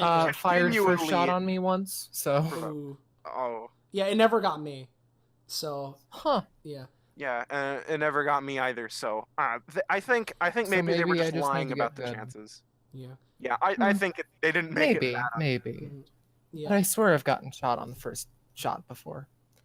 yeah. If that's a thing, then I'm gonna have to say it's just if that is a thing, then I'm gonna have to bump it down from not being my favorite. Yeah, and Just for that. on the hold on, what was I gonna say? There's one really quick line that's like a throwaway line that's really funny because of the way they say it makes you think a certain way, and then it's revealed that it's part of this whole big thing of the game. But like there's this whole like quote-unquote throwaway line line with Liam where he's talking about, like, the torturers things, and it's like, the torturers have to have a certain... Yeah, the torturers have to have a certain pattern. If only you could go through it multiple times to see what was going on. And, you know... That's what Burden says, like, if only I had multiple lives to find out. Yeah, and, yeah, so there's all that. Alright, that's chapter 2. Like, halfway through your thing, Everdusk comes in and saves you, but Liam is there to hear it. He's the leader, so he's like, "Holy shit, I've been double crossed." Mm-hmm. Also, at this point, Jack's arm may or may not be cut off. Yes, and that affects the next chapters. Interestingly, yeah, really, kind of. Okay. Yes, yes. If he dies, I will explain what happens in chapter 3. Oh well, I wasn't talking about if he dies. I was just talking about if his arm gets chopped off. And if his arm gets cut off, another thing happens. Yeah. I'm fairly certain. Anyway, all right. So we want to move on to chapter 3. Yes. Do you want me to explain it then? I can explain it because right. I'm gonna go ahead and say that this is either my second or number 1 least favorite. Out of all of them. And so the idea is that you go back to Everdusk, you chill out, they fix you up, and they're like, okay, we're gonna send you down to this planet that's been infected by the Medusia virus, and we're gonna put you in a research lab, and you're gonna stay there for maybe like 6 months in order to do heavy-duty research on the Medusia virus, and you're gonna be the bodyguards, and you just gotta find an antidote quick so that we can stop the Medusia virus, especially from Xenolactor. But then when you go in, Liam shows up and he's like, "Hey, what up, fuckers? You double crossed me, so I'm gonna put you in a situation." Yeah, I'm gonna double cross you. We're gonna blow up the entrance to this place, and in 27 hours, you will either in 30 minutes. Yeah, you have to both dig your way out of the cave-in that he sets you in, and you have to have the cure for the Medusia virus, or we're just gonna fucking murder you. Yeah. And so it's a management thing where you have to assign tasks among all of your different characters who have different skills and different uses, and you have to make it so that you survive by digging out the hole you're in and get both parts of the Medusia virus cure finished. Which is BS because, all right, I want to say, it's not only is it random, but when you get it out first, you're like, finally, I got the first antidote. And everyone's like, yay, we got the first antidote. Now I have to get the second part of the antidote that was never mentioned ever. That was quite the twist the first time. I was like, oh, like, I think if this was a good game that wasn't purely based on RNG, that would have been a fun twist. But in a world in which it could take you an eternity to get the first part just because the game screws you over, and then suddenly you find out, oh, that run you were excited for sure would be a shame if something happened to it. And then, it's like... Yeah. But one important thing that comes in this chapter, we get an introduction to the best character in the game, the dog. Oh, Marvin. You're right. Marvin, who, oh yeah, by the way, after each chapter, you get a little statistic on certain things of, like, what other people did. And then at the end of this chapter, because, like, there's a thing where, like, all right, you're testing the Medusia virus cure, but you need to do to speed up the process, you have to do human experimentation. Yeah, you have to do human experimentation, right? I always did it on, what was his name? Carlson? Right? Donald? Donald, right, yeah, Donald. I always did it on Donald, right? And I saw afterwards that, like, most people did it on Marvin, and I'm like, I could never do it on Marvin because there's a way he could die. Yeah, no, I actually did it on Marvin and Jack. I did it on Jack, and pretty much only Jack. I did it on Donald. Here, I'm going to tell you something that might piss you off. So I decided to research this chapter afterwards because I hated it so much. And so as it turns out, Donald has like all of the characters' body mass grants them a special immunity statuses to some of the viruses. So Donald is special in that he is extremely unlikely to die. Oh, so what? I was okay. What? All right, guys. Okay, Zanza, you just ruined my life because I thought I was just the luckiest son of a bitch. No, he secret stat, and the only thing it tells Oh you is my that God. characters have different body masses. It never tells you anything about how that affects the Medusia virus. It is entirely by trial and error. Okay. It's Oh my like, I think it's worse God. than trial and error because you can try as many times as you want and never get it. You might get feel bad RNG and have personally Donald die on the offended. first try still, you know. I but, like, never. Okay. I did it on Donald every single time. I never had him die once ever. Yep, that was a secret stat that you were just supposed to figure out. I just got really lucky then because I just assumed I was getting like, wow, these 20% chances are really coming in clutch here. No, okay, so like Oh my God. like I'm pretty I'm sure if you honestly do upset. the unstable injections, I'm pretty sure Donald literally cannot die unless Well, maybe yeah, no, it's a I did 1% unstable. chance. Yeah, I did unstable every single time. Yeah, he really will not die. That is Essentially, so stupid. That is so stupid. I know. You literally bumped this down from being one of my favorites to maybe your in the worst. middle.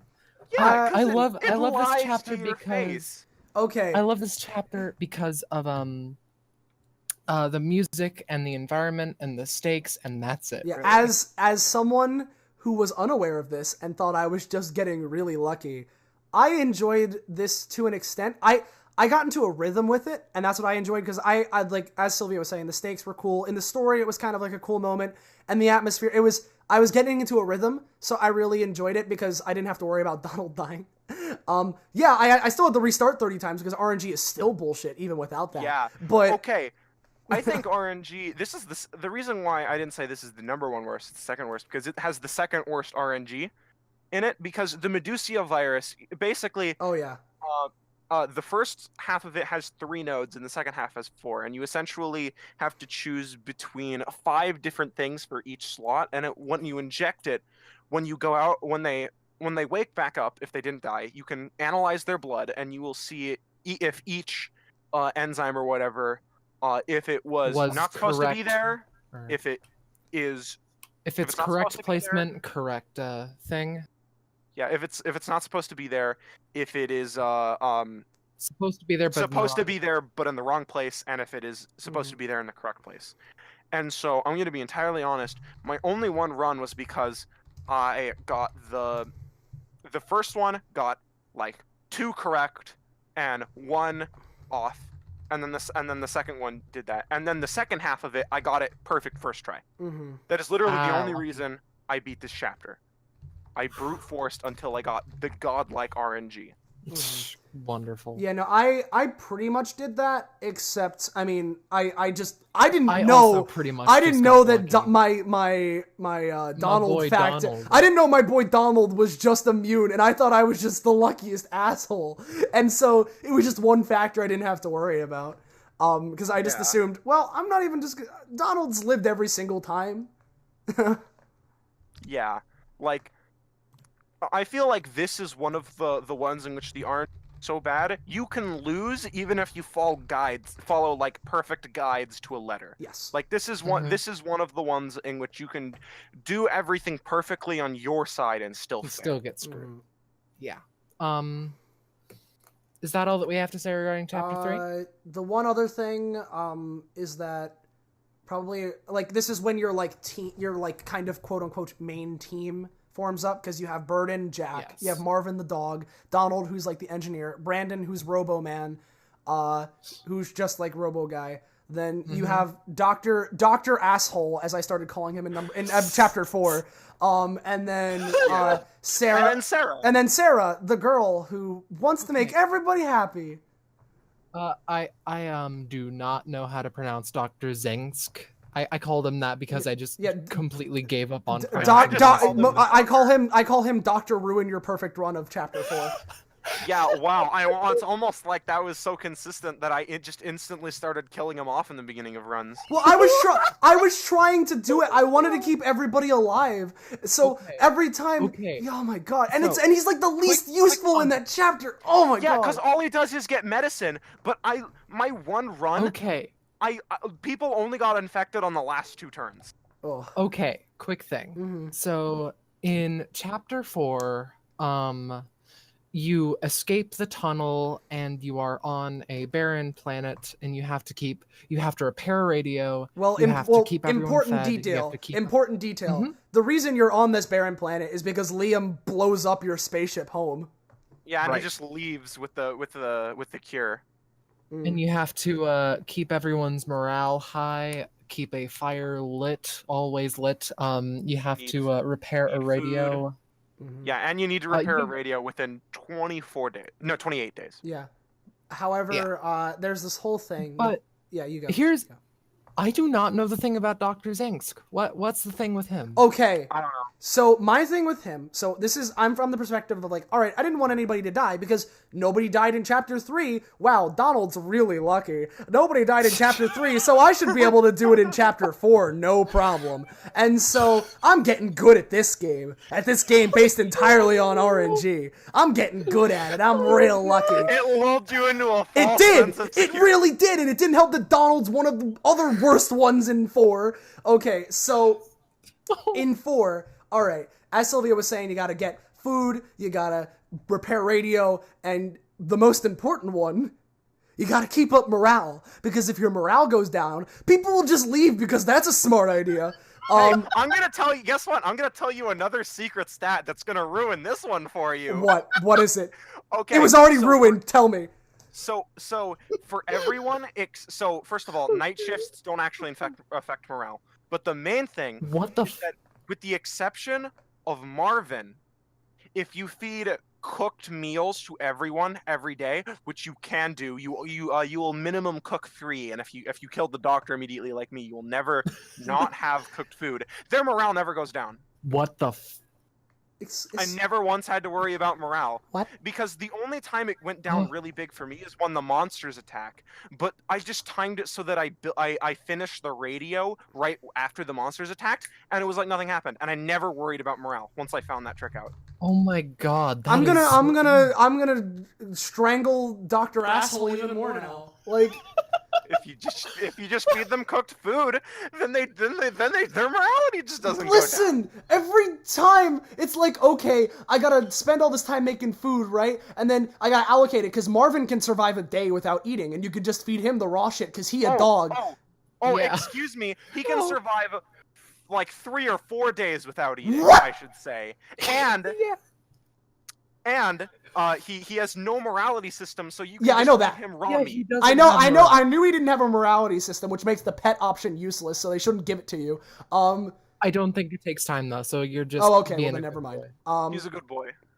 Okay, so I pet him a few times All right, because honestly, as long as I had cooked meat, I had so much free time. I actually kind of didn't know what to do with my time at that point. yeah, well, I sure fucking Except okay. kill the doctor. So, all right, Oh, yeah. here's what happens, Fuck that right? guy. You get your first day, basically, you build up food, right? All right, 1 day passes, the doctor's already at like -5 morale, and so Yeah, he's ready to he's fucking- ready to die already. And so, okay, from my perspective of I don't know this cooked meat trick, and also I'm trying to keep everyone alive. Okay, so you got to prepare a pep talk. You got Sarah over here. She's like, everyone's morale's got to be kept up, and we can't just do our jobs. So how about you keep us happy by talking about friendship? And Burden's like, okay, I guess. And so, all right, you have an option where you can prepare a pep talk. Okay, one of your 5 actions. No, it's not. It's 3 of them because it takes half the day for no reason. Yeah, Okay.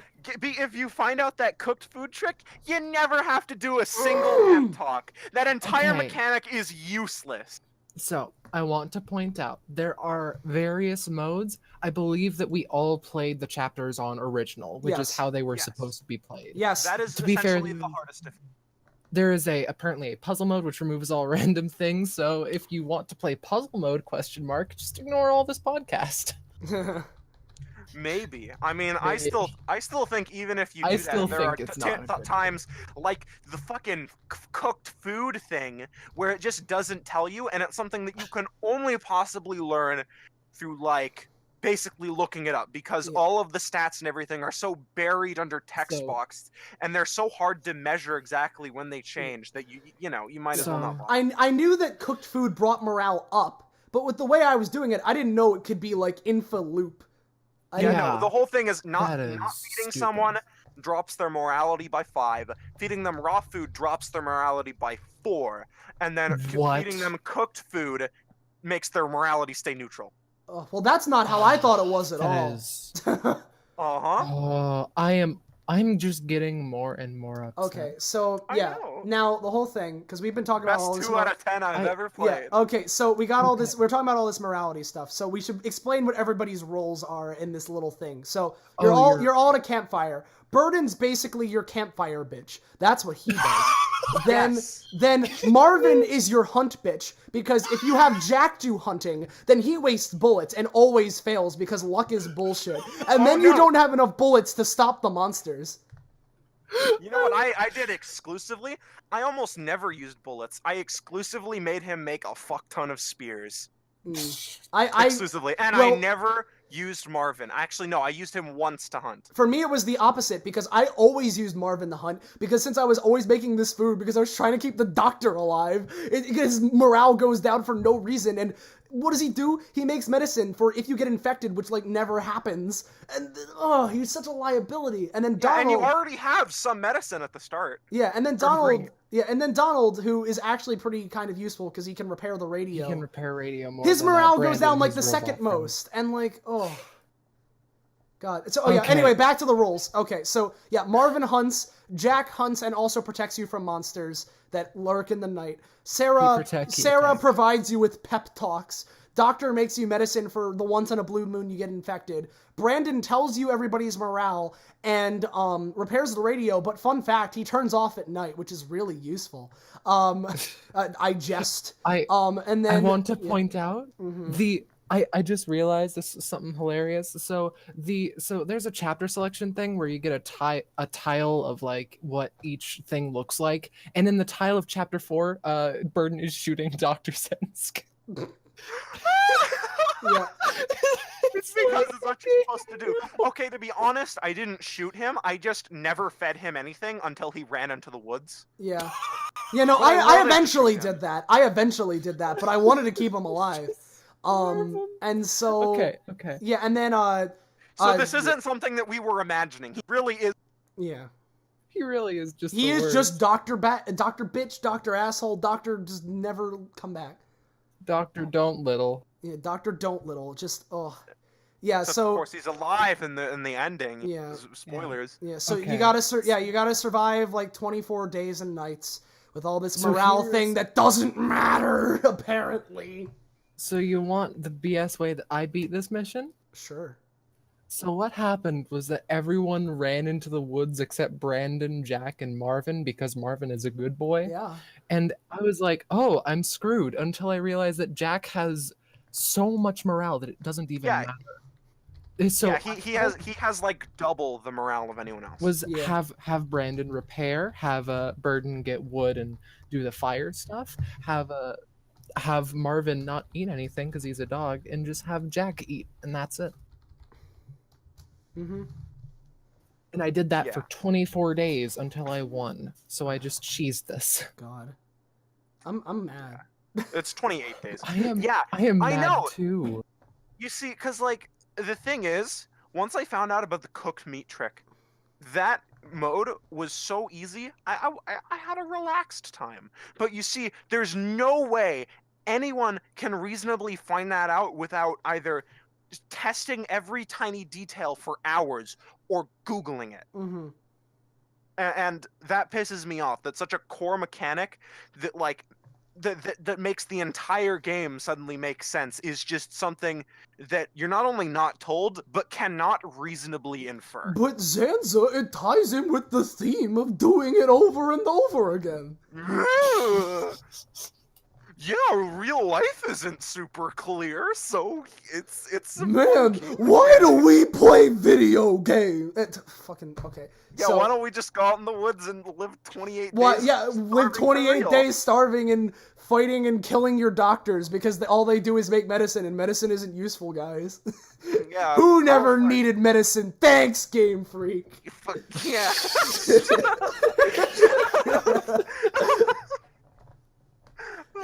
Yeah, so anyways, that's chapter 4. And then Chapter it doesn't get 5. much better with the next one.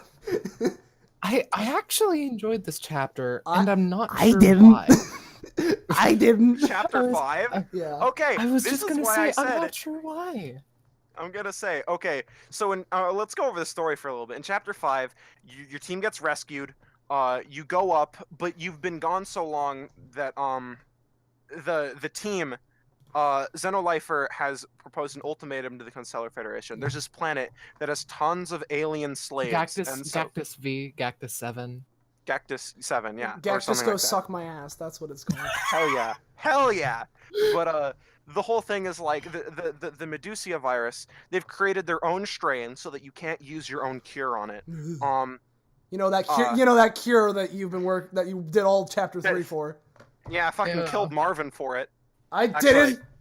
He's a good boy. Everyone lived in the end, but I killed Marvin a few times in those alternate timelines. Mm-hmm. But the point is, they've created their own strain and using your cure to create their own cure to their secret strain, and they've proposed an ultimatum where they're going to spread the disease on the planet, and it's going to kill all of the humans there, but it won't touch the aliens. And so the thing is, their ultimatum is abolish alien slavery, or these 4 billion people on the planet are going to die.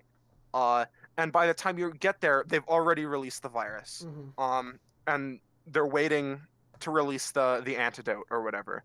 And so Burden's like, I'm going to go on a suicide mission where I go alone in a single pod with Brandon AI strapped on his back or whatever. But the point is, he's going to go on a single pod on a suicide mission to go into the matriarch, get the antidote, and send it back. The matriarch is the hub for Xenolifer, by the way. Yeah, and it's a very, very powerful battleship that has gone undefeated for like 7 years, I think. Yeah, something like that. But the point is, he's going to fucking do that, and in there he reflects on his past, and so you basically see like the beginning of the burden. And it's him waking up from some kind of ship crash, in the middle of a desert 7 years ago, and he doesn't remember his name, and he finds a platoon from the Constellar Federation. And they're lost, and they only have a certain number of hours to go and find their rendezvous. And so you have to manage all, like, a big bunch of soldiers. You have to manage their they need water. They can't be active too long or they get exhausted. And also you need to scout ahead, because it's like a giant tiled grid, and you can't see any of the other ones. You have to send your guys out on scouting missions to find what's out there. So what's the secret stat for this one? The secret stat. Oh, it's luck. Actually, let me think. One sec. Let me think about the secret stat. The secret stat is it's luck. I was gonna say there is none, because this is by far the reason why I say this. It's either this one or number 3 that's the worst. Is because this one, unlike even number 3 was kind of like bullshit, because English was super RNG based. Doesn't hold a candle to number 5. No, 5 can go suck a dick. I looked up a guide for 5, and the guide said, "Oh, there is no guide. It's entirely random. Sorry, you're just gonna have to figure it out." And the random stat is RNG. The secret stat is RNG. Again, because you walk around with this bajillion guys, right? And it's like, okay, you can go north, south, east, or west. Okay, you can travel that way. Or you can send your guys that way. How long do you want to send them that way? Do you want them to go with other people? Sometimes they just go missing. Oh, wait, there's water, too. Sometimes you'll walk forward and get shot by a couple guys because you didn't send people to scout when you just wanted to move. Oh, sometimes you'll come across camps. Sometimes there are sandstorms. Better hope there's a camp nearby. Oh, sometimes there are cactuses. If you enter a camp without without shooting the place up, all the other kids with the pumped up kicks, you lose instantaneously. Yeah, instant loss. And if you run into a random squadron without seeing it, then some of your guys randomly die. Yeah. Ugh. And it's long. It's really long. It's like 40 to 50 minutes. It's so long of you just walking around. It just I got lucky, but it's like one of those things where even if I think I beat it on my 3rd try. But even then, I can divorce my own experience to what the To what RNG was other showing people- me and telling me that there was no true solution, and it was just garbage. It was just big old garbage diarrhea dookie. Yeah. I don't know why I love you guys hating on this game so much. Yeah. What did you think, by the Yeah, way? you're the one who suggested this. You sounded really excited when you suggested this. Okay, the reason that I suggested it is because I was like, all right, so I was not expecting it to be this terrible. That's why I just played this game and realized how terrible it was. And that's why I said sorry at the beginning of introducing this game. Because I realized just how terrible it was. I had not completed this game. I had got to chapter 4 chapter 3 and no farther than that. And I've played 4, 5, 6, 7, tried to do 8, failed, looked up the ending, which I'll get to. Yeah, 8 is a And DLC thing, so I didn't feel obligated doing it. I Again, no. I think I said earlier, after beating the game, my score bumped up to a 3 out of 10 because I acknowledged what it did. But then I immediately tried to do the DLC and hated it all. It was like a honeymoon with an abusive demon spawn. I think you mean it's a relationship between a torturer and a torturee. Shut up. Oh, yeah. The worst part. Irving's still the best character, but he only appears in chapter 2. Yeah, because, personality, what's that?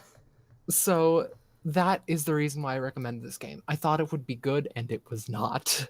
I finally found an excuse to finish this game that I've been looking for so long. Now that I'm venting out my frustrations, maybe we can bump that 5.5 rating down just a little. 5.4. Kind of like, what if we took 5.4 but then like reversed the decimal point like where it was, and then like maybe 4.5. Yeah. I need to talk about these things so I can just get my emotions out before I give these ratings. So you reminisce and you get to the next chapter, right? Yeah, I believe we can all agree that this was garbage. We don't need to go any further. Yeah. I do not know why I liked this. That is my honest Number answer. 6. I Number 6, really you don't mean? know. Why I liked mean number number 5. Oh, 5? Oh, okay. So after that, you like break out of your reminiscing on the past, and you're like, I've done all of this before. You come Zanza, upon. you should, Wait, can I you say should it? probably do this. Yeah. All right. So you looking in space, you become on the realization, and this creates a big plot hole. I'm gonna talk about it at the end. Oh boy. But the whole thing, and he's like, I finally realize now, and he goes in space, and he realizes that he's stuck in a time loop. Whenever you die, which happens constantly. Oh, by the way, one thing I forgot to say about chapter 4. So the game doesn't tell you that you need to create a campfire. So I just did some jobs immediately, and then it's like, oh, no campfire, everyone dies, and I rage quit for the day. But anyway, point is, whenever you die, it shows Burden in like at the beginning of chapter 5, wandering around the desert with no memory of who he is. And so at the end, he finally realizes that the reason is whenever he dies, he wakes up back at that time with no memory. Yeah, 7 years ago. Back in the desert. I would say, Sylvia, when you said that this was a roguelike, I disagree. I believe it is a bunch of really difficult minigames. Yes. But I get that. in a wider context, Burden is essentially living a roguelike. Yes. Every time he dies, he goes back to the beginning of that 7-year period, and he has to run in and save as many lives as possible. And that's also why you can have major story characters die, and then they come back the next episode. And when he clicks on them, he's like, something feels weird in my brain. It's like I've done this before. But the point is, he finally realizes that he's stuck in this time loop, and whenever he dies, he goes back to that part. And so he's like, I gotta do this. Memory, no realization that he's stuck in the time loop. Yeah, with no realization. And now he finally dawns on the thing, and he uses that information against everyone in the next 2 chapters. That all of the stuff he's gained from his trial and error. Really quickly, before we get into chapter 6 and 7, talking about now that we've revealed the whole time loop thing or whatever. Okay, I feel like this is probably a thing that's like in the game that's like a like a thing. But did you guys ever have points when you were playing the game when it would just like randomly flash like it was trying to send you some sort of subliminal message? I did. Oh, you mean like flash white or something? Yeah, it like flashes white for a split second, like as if I had that too. I had that. Okay, so it's not just me. It's not just me. I had that too. Yeah, okay, so I'd be playing the game, right? And all of a sudden, it would, like, just in the middle of, for no reason, it would flash white. And, like, it'd go, like, black, white, black for, like, a split second. I'm like, is this some sort of subliminal message this game is trying to send me? Because, like, I can see something's happening, and I don't know what it is. And I assumed, oh, there's gonna be some weird theme, and it's like, oh, is this game a game? Is this a game in the game? Is this not real? Never happened. It happened to me all the time. I did have the thing where whenever I talked to someone who died, they're like mesh glitched out. Yeah. Yes, that happens when someone in the previous chapter dies. And you talk to them, yeah. Yes. But yeah, I think we might as well talk about how this plays into the theme at this point. Well, so, let's just go through the chapters. Okay. Well, let's do that at the end. Let's do that at the end. One second. I'm in the game, and I'm for the sake of like referencing things, I go to a chapter that we're currently talking about, click on someone, and then it flashes black and white for a split second. You see? This has never happened to me. Never. It happened to me all the time. I saw the word chapter in the corner, and I feel very confused. Ooh. Anyway. Yeah, no, I don't. Anyway. But yeah, so I think we should save the whole theming till the end of like the chapter 7 thing, because like then we can just. Yeah. All right. Yeah, We can talk about everything. Yeah. All right. So the point is, in chapter 6, he bursts in, and there's this group of people, and he needs to get at least 3 codes to get the Medusia virus. So he has to balance all of the morale in a way that he can break their wills without causing the rebellion meter to go up, so that they all uprise and beat the shit out of you. And so you can use this by trying to talk to people to persuade them, or threaten to kill people, or threaten to free people, or actually kill people, or kick a child's Game Boy out of their hands.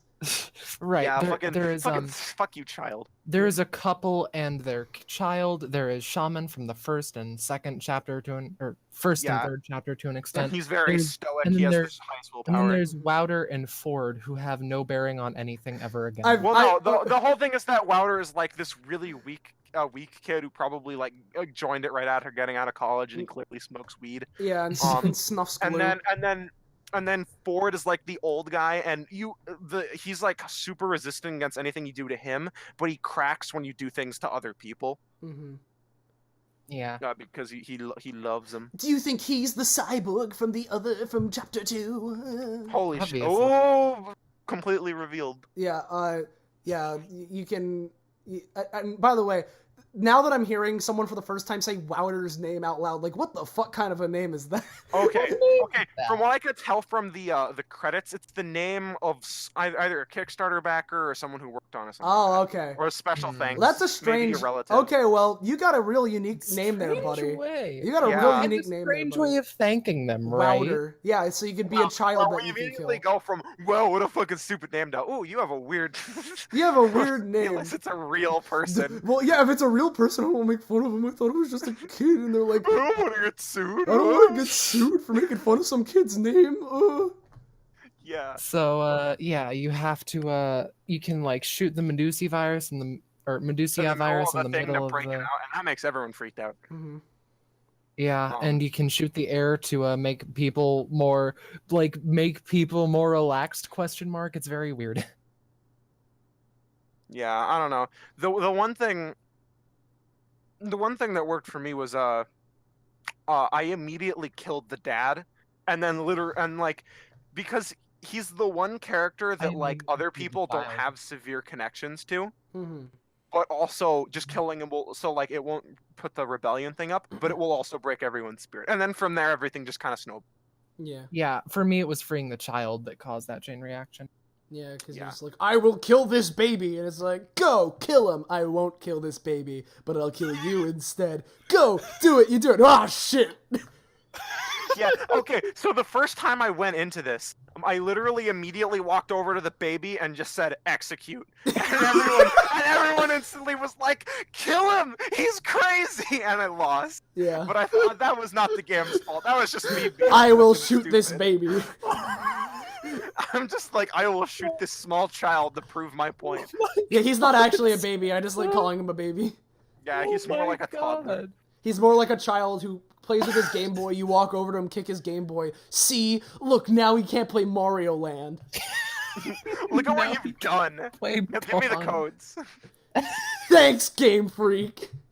Yeah.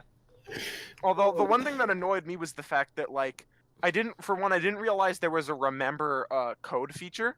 Mm-hmm. So at the end when I realized for one you have to have 3 codes. And another thing, you on top of having fuck was it? They're in like a random order, even random from when they tell you. The first time I passed, it was really cool because at the end it was just me constantly talking to Shaman over and over until he like slowly broke down, and it was like a really long conversation, and it was just us.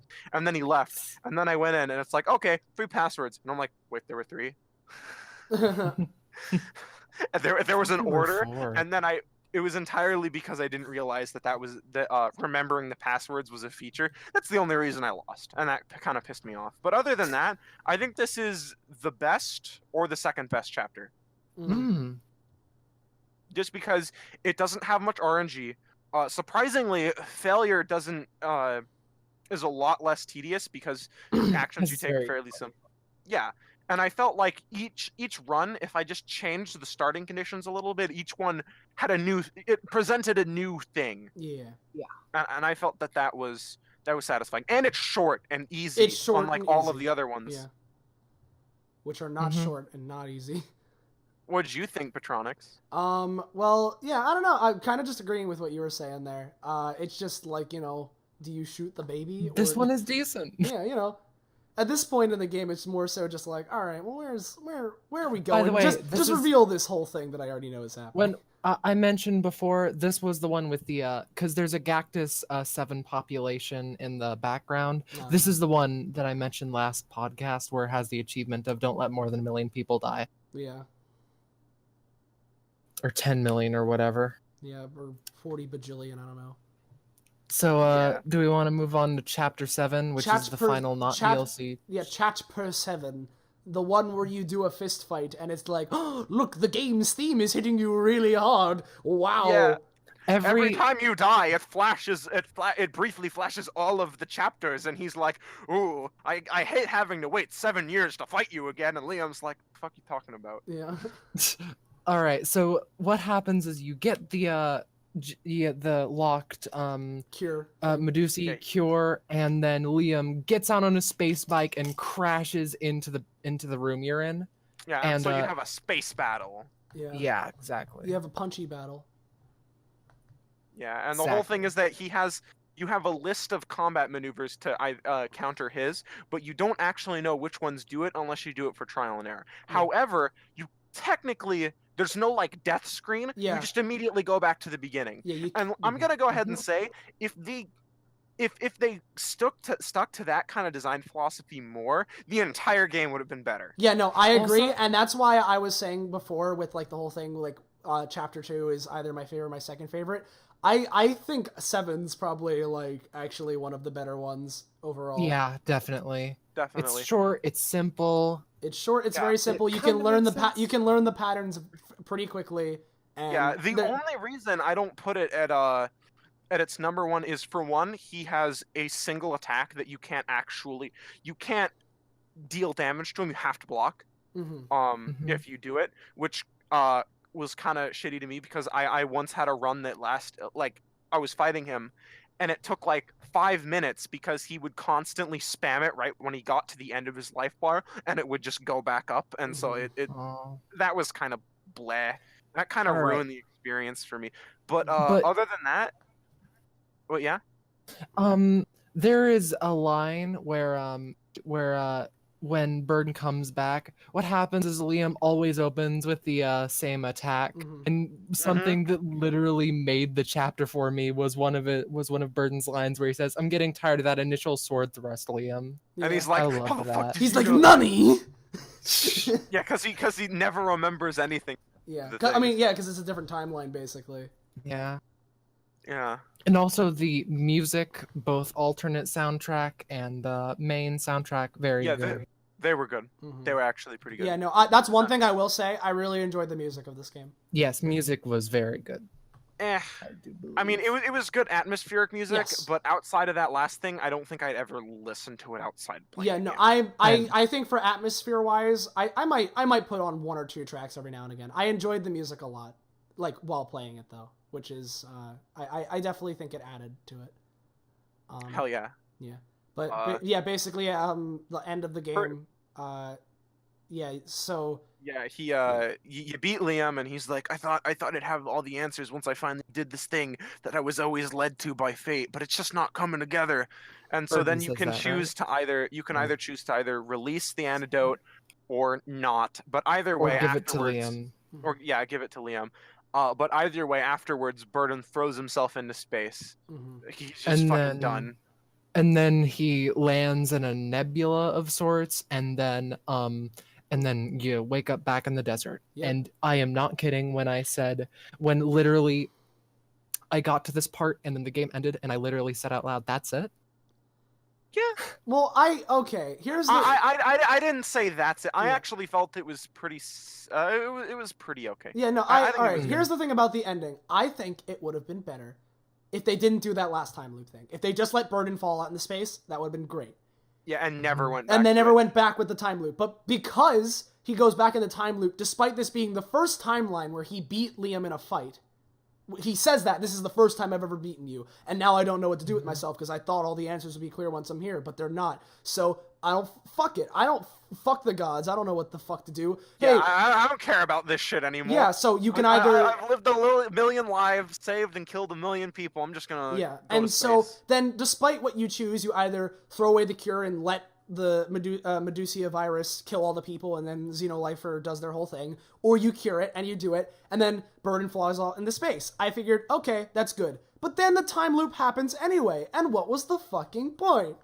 Okay, honestly, Listen. for me, my thing, I didn't actually care that the time loop happened at the end, because I feel like it's a kind of thing where he's like, he really, literally nothing that he could do, it would work out. He was fucked. Yeah. Like, because think about it, even if he threw himself into space, he would eventually run out of oxygen, and then he would be right back where he started. True. So as far as I'm concerned, it ended on like a thematically punchy note. Like Yes. Burden will never ever escape the cycle. This is Mhm. just an inevitable shitty part of life. And again, on that note, it's this whole theme of why do we play video games? And this whole kind of a deal with like, oh, just doing the same, like, it's this trial and error of like, oh, you have all these lives in video games. What is a life in a video game? And then your character goes back and they know what goes on. How does that make sense in the universe? And it's this Yeah. whole like commentary, Well, and it feels and- it feels very like, and this is gonna be like a weird Yeah, comparison. and like, Yeah. Well, you oh, I was gonna say, there's also the fact that like, it's all about how hard life can be. It's like, even if you have a million tries over and over, the right decision's always impossible. It's all the RNG is supposed to be. Oh man, life is just random and It's bullshit. so Sometimes things unpredictable. are out of your hands, and it's Yeah. like, that's not a fun game though. Yeah, no. I So- don't want to live. Yeah. If I wanted to play Gods Will Be Watching, I'd just go outside instead. Just Yeah. go outside. Yeah, the gods will be watching me So- there too. Yeah. So here's the thing. So if I think I'm going to start going off your system where if I were to rate this game, I think I'd still rate it, 5 being a neutral experience, maybe like 2, 3, 2.5. It would be a 3, guaranteed, if not for the DLC. Okay, I which- have no idea what the DLC is, so Everything. just fucking Oh, God. ruin Oh, everything I I know. Okay. Okay. I know what the opening of it was because I played that. You can The idea explain is, the like, opening. The idea is that it takes place 20 years in the future. Ultimately, Xenolifer's whole, trying to kill everyone didn't amount to anything. They lost all their support. Xenolifer's gone. The Constellar Federation got way worse. They're like even Incredible. enslaving human beings now.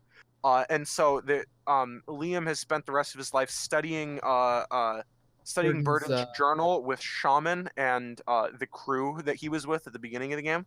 That being Sarah and Donald, who are now divorced. Donald's now is a better engineer. Jack is an old soldier. Liam is a Liam. What about Shaman is an Marvin? old guy. Marvin well, also- died. No. Burden doesn't exist, and Zensk became a millionaire. The fucking doctor is a millionaire. I hate that. Fuck that guy. Okay, but like also, by the way, here's a weird thing. So they constantly talk about aliens. I thought you never saw any aliens, but then it's revealed that Shaman was an alien. I'm like, he's literally just a fucking like tan human. So here's the thing. So that's. Can I? Go ahead. Like I just finished the story summary. So the point is, they've decided to go together on this mission to find out what the fuck happened to Burden, and they end up finding this nebula, which is the thing that he crashes to at the end. Yeah. And he's like, oh yeah, Shaman's like, oh yeah, my species, they like had these weird thoughts on how time worked, and they're like, it's not linear. It's like an ocean. An ocean. And so bro. And our culture like worshipped this nebula as like its time god. Whoa. And they end up going, okay, let's just crash into it. And then they wake up on some unknown planet that they've never seen before. There's these weird temples that have like these light beacons on them. And Shaman's like, I'm feeling energy at the top of this mountain. We gotta go up there. All right, my massive friend. No. Also, Shaman's legs are completely fucking busted, by the way. Nice. So can't walk. Yeah, so you have to. So what you do is you have to go up the mountain while sorting out all these things, like making sure nobody freezes, keeping up stamina. And the thing is, this is where the entire game falls apart for me because all of these new plot threads are introduced, like the Mahun, which is the aliens, and how. So. I was kind of noticing that. They just kept throwing new stuff that didn't need to be there for the story. Yeah, and Liam was like, I also think that I remember Agent Amber, who was someone who had Burden's same kind of thing. And it keeps going for a while, but one of the greatest exchanges happens there. The Constellar Federation fights the what were the people who didn't care about human rights? Holistic Empire, thank you. There was a fantastic thing where I literally laughed out loud, and it was like, after a bit they went to war with each other, and then the king of the Holistic Empire implemented a self-destruct mechanism on every one of their planets and blew it up on the end of the war, destroying like a quarter of their ships or a third of their ships or something preposterous like that. It's fucking hilarious. It's hilarious. I love it. I love the Holistic Empire. We lost the war. Goodbye. Let's have a fun baseball. Just murder. So here's the thing, though. Here's the thing. Why was Burden stuck in this thing? Why was Agent Amber stuck in this thing? Why is he the one who's been chosen to be stuck in this purgatory hell thing? Was he stuck in this purgatory hell thing? Or was it just fate? Or what? Was it like and then like and then a lot of things happen where it's like you go and like there's this temple where Donald has a great thing in his soul, and it's like, do you want to be reunited with your love? And if you say yes, you get a weak Sarah, but they're back together. And the thing that really broke the game for me was the fact that when you start this mission, Liam, Shaman, and the crew are chilling out in the schoolyard. They're on a ship and they're floating toward the nebula. Fighting trouble, never looking too hard. And then when you end the chapter, Liam's like, good luck kicking my ass again, shoots Burden, and then he tosses Liam the antidote in the ending, and then jumps into the nebula, and then it starts again with him in a red ship this time, and him being like, is it bad that I've been studying all these journals my life? Which is exactly how the first one came along. And okay, so basically explains nothing. It explains nothing. It's the same loop over and over again, except in this one, Liam and Xenolifer have been more successful, but they've been fighting war with the not the Holistic Empire, but the Constellar Federation for the longest time. And the thing for me is that I don't like unsatisfying endings. That's a personal thing, but it feels like if the game had a stronger story, or if the game had more chapters, which I don't think everyone will agree with me on, I think I would have liked this game.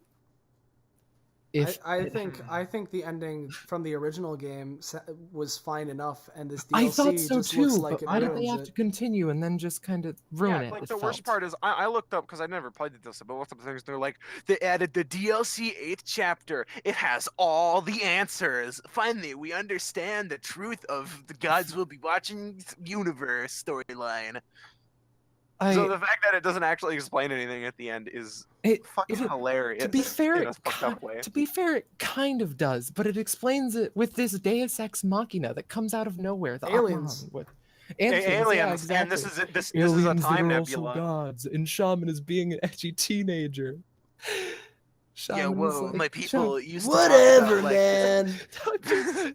asshole. Asshole. Dr. Bringing it Zanza- full circle. Dr. Zank is like, hey, are we not like, are these Mahun are like gods to you, but they're not like gods, and like they're not like on a different plane of existence. Is that being rude? And then Shaman literally says something along the lines of, I would take offense if not for the fact that your if not for the fact that your question was born out of plain ignorance. Oof. Which is like, Oof, he's gonna ooh. teleports behind us. And here's the thing: he always is teleported behind you because you have to drag him up the mountain all the way. Maybe Sure, this you're right. game be more entertaining. Meh. So Okay. that's my main problem with Gods Will Be Watching. It makes no sense during the DLC chapter, which just hex up all the things. The fact that that's your main Hey. problem. Hey, guess what? Sorry. Guess Okay, what? it isn't Guess my what? only problem, but I hate it. Okay, and what is it? What's the I secret understand. stat here? I perfectly understand the secret stat. No. Okay, so the secret stat of the whole story. Okay, so I ended up getting one of the achievements. Some of the achievements give you his diary, and they actually talk about Amber in the diaries. Like they're from Oh, they do? Yeah, so Amber is a my character in those. goodness. But guess what? It reveals that Burden was aware of the time loop long before chapter 6. What the fuck? How does that make any sense? Yeah. Amber was running him through like simulations of Star Walks in order to jog his memory, and he knew about the final mission back when he was still a part of the Constellar Federation, before he even joins Everdusk and Xenolifer.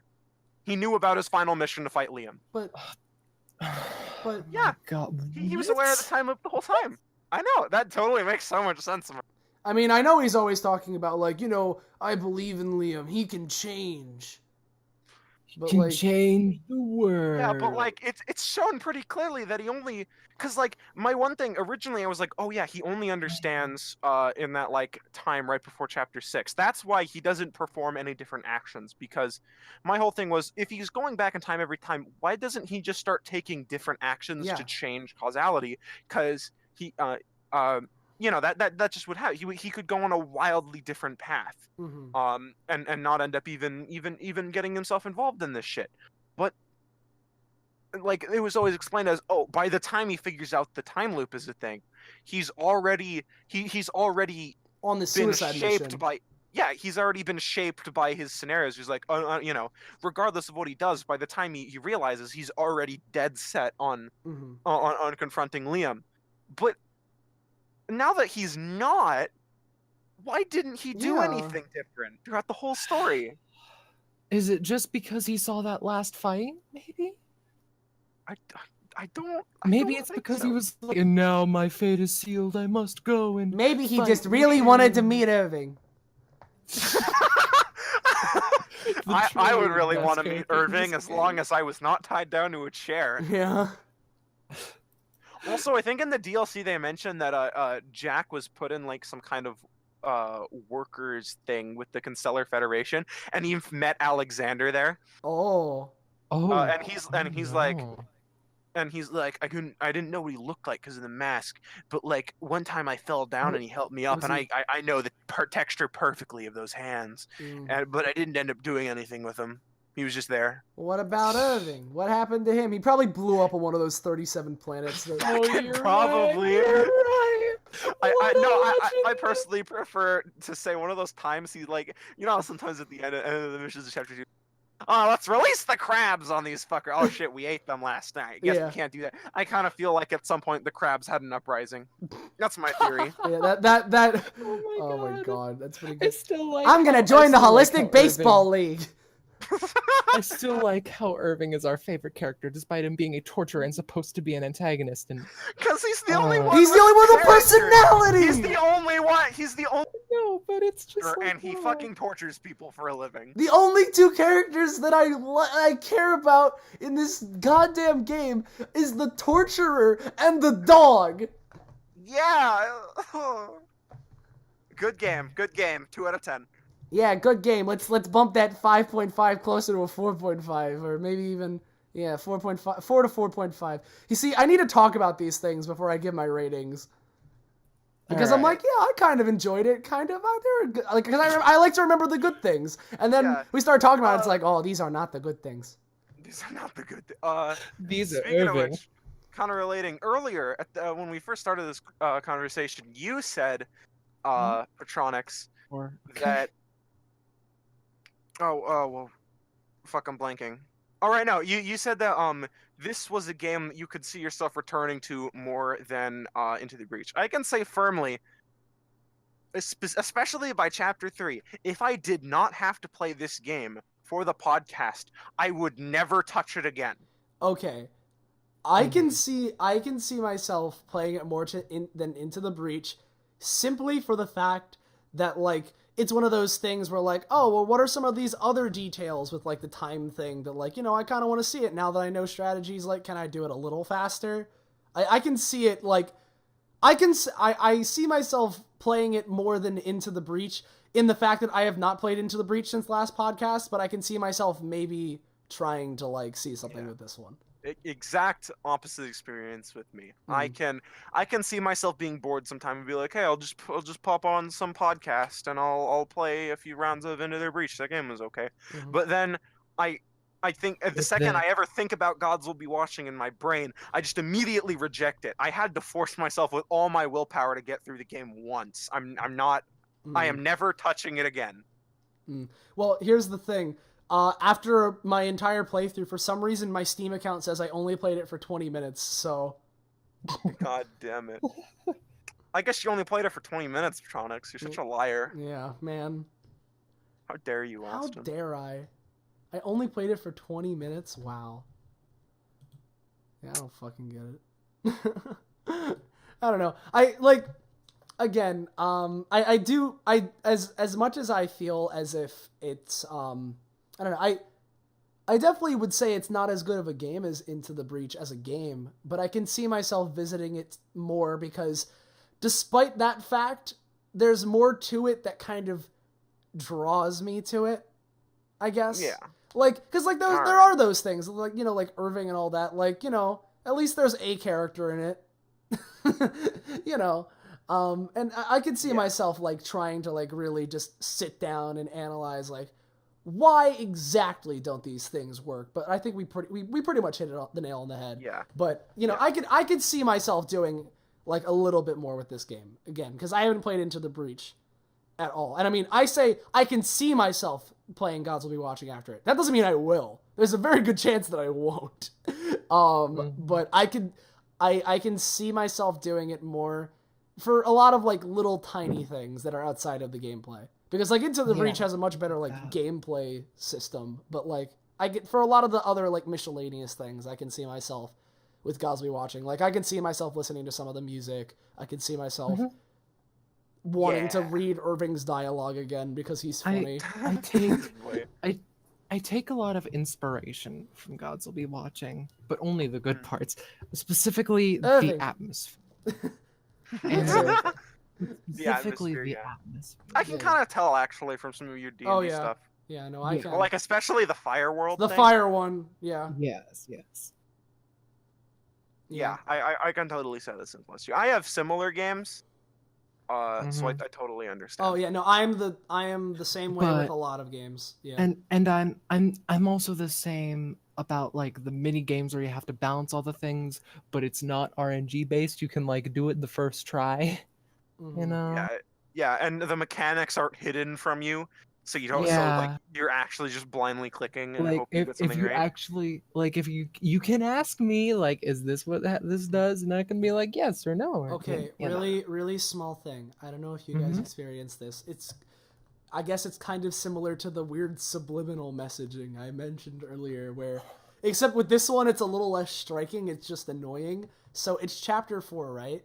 Okay. So you're in the parts where you're feeding people like food or whatever. Okay. Did you guys have it that when you were hovering your mouse over the cooked food options for like a single frame, it would randomly change to the no food option? I think that happened to me Because once. that would happen to me, and I'd click it on that one frame, and suddenly the doctor would leave because he didn't get his cooked num-nums that night. Fucking yeah. No, the menus for a game that's literally just using menus. The menus are surprisingly fucking bad. Surprisingly bad. Like, I remember with chapter 5, when I first fucking saw like all this shit, like I was like, oh no. Like, here's a whole list of all these people you can send to do these things, and my brain was just like, nope. Just nope and out of nope, bad. No. Yeah. Oh god. Yeah. All right. Well, I think at this point our podcast is almost an hour. It basically is an hour longer than the last one. Yeah. So let's wrap this up and go to the next game. Yeah, well, before we do that, do we have any final thoughts on Gods Will Be Watching? Bad game, 2 out of 10. I did not like it and will not return to it, I do not think. Here's my opinion on Gods Will Be Watching. Number 1, I need to work on my review scores before we do things and be okay with being negative. Okay, that's number 1. Number 2, no. You got Irving, you got the dog, and maybe you'd be more entertaining. That's it. Yeah, anyway. And again, I like the music. Music's cool, and some of the art is cool, and I like how when Irving walks, his little like hair blips up and down. And his also like idle animations where he brushes the hair. Yeah, where he brushes the hair. If you couldn't tell, Irving's the best part of the game. But whatever, fucking we can stop. I can stop talking about Irving now. He's a side character. I know, but I love him too. But it's just, you know. Well, what would you prefer? Would you prefer fucking Dr. Asshole leaving in the middle of your run? Anyway. Yeah. Anyway. Just fucking shoot the guy. Anyway. Yeah. I think that's it. Yeah. Okay. Now, so I guess that's all that we're done with. Gods Will Be Watching. Up next is me suggesting a game, and Zanza suggested like a roguelike game. Sylvia suggested a game that she described as kind of like a roguelike, but was like more of a pointy clicky thing that she wanted to do. And they both had kind of like, similar kind of an atmosphere of like a spacey kind of a deal, all this jazz. And now you're going to get into how I'm very different from both of you. Fucking Western adventure. Zanza already knows what it was gonna be because like I kind of told him, and then I was like, didn't switch it? and I was like, oh, I'm gonna switch it just to mess with him, but I couldn't think of anything. So I'm gonna go with this game. It's a game that I have not played yet, but I've been wanting to for a very long time, and now we have an excuse to play it. So bada bing, bada boom. The game for next time is Psychonauts. All right. Sweet. So all right, yeah, I've been pretty excited. Yeah, I've never had the obligation. Yeah, I've seen some things from Psychonauts, and I've heard some of the music. Fucking oof! I've been wanting to play it for so long, and now I finally have an excuse to. Wire TM. Yeah. Yeah, and from what I understand about Psychonauts, it should be another shorter game. Yes. So we might be able to do one in a week. Sorry for the weird schedule again on this one, how we didn't do an episode last week. I was busy. Yeah. No, it's fine. We stuff happens. Yeah, stuff happens. We can accommodate. Exactly. I'm surprised my coffee hasn't run out yet. Like I'm still energized. This is strange. Excuse me. Hell yeah. Well, because you've been yelling about Irving. Yeah, fucking Irving, man. Oh, I'd let him rip out my teeth with a pair of pliers. I really wouldn't. That's no. All right, yeah. Anyway, point is, Psychonauts. Next game. Yeah, Psychonaut. Episode Right. should be out next week unless something fucked up happens. Yeah. So, is there anything that you guys that we wanna end off here, whether it be with Gods will be watching again, or anything else we mentioned, or just hey, have any last words? I fucking love Gordo, and you should I play him. heckin' And they love need to be in Irving. Smash. Maybe. Why can't we have Gordo and Irving in Smash? Yeah, Irving in Smash Brothers. His final Smash is that he calls Alexander to hook you up to the chain wall and he rips you in half. You fucking. It's. Luigi They dies put Smash for in. real They this put. time. They put Snake in Smash Bros. He's from an M-rated game. It could work out. Maybe Looks you'd be so more nice. entertaining. Shovel Knight's an assist trophy. Any games work. Luigi dies for real this Yeah, time. this time Luigi gets fucking ripped in half. This time he will not be okay. Thanks, Game Freak. Gets rid of all of the stocks. They don't come back. Yeah, they don't come back. They don't come back, but the match restarts at the very beginning. Whoa. Whoa, isn't a that? metaphor. Why do we play? It's a metaphor for life. Why do we play video games? It's a metaphor for the Cold War, like the Boss Baby. I can't wait for Irving and BlazBlue cross tag. Oh, that's the franchise that they're gonna. It's gonna be with Gods will be watching. That's the pink one. Yeah, of course. When I think pink, I think gods will be watching. Yeah, it's the color of the blood that comes out when Irving murders you. Oh shit, I just realized something. One other thing it could be. One other thing the pink thing could be. Yeah. Danganronpa, because all of the blood is pink in that series. Wait, what? Also, You'll Yeah. boom, Irving. proof. Poof poof. Irving's like. Or Okay, let's it's, stop Irving. fucking obsessing over this We're gonna torturous be- man. If we keep talking about Irving, we're just gonna be saying Irving's name and holistic baseball for the next hour again. Yeah. We just- And anyway, let's just yeah, end it. fucking all right, everybody. cut the I hope you side enjoyed cuts. Let's this. cut the side If stuff. you want to Give it a join chance. in next episode, Psychonauts, play it. It's gonna be a wild ride in the mind. Hell Oh yeah. boy. All right, see you later, assholes.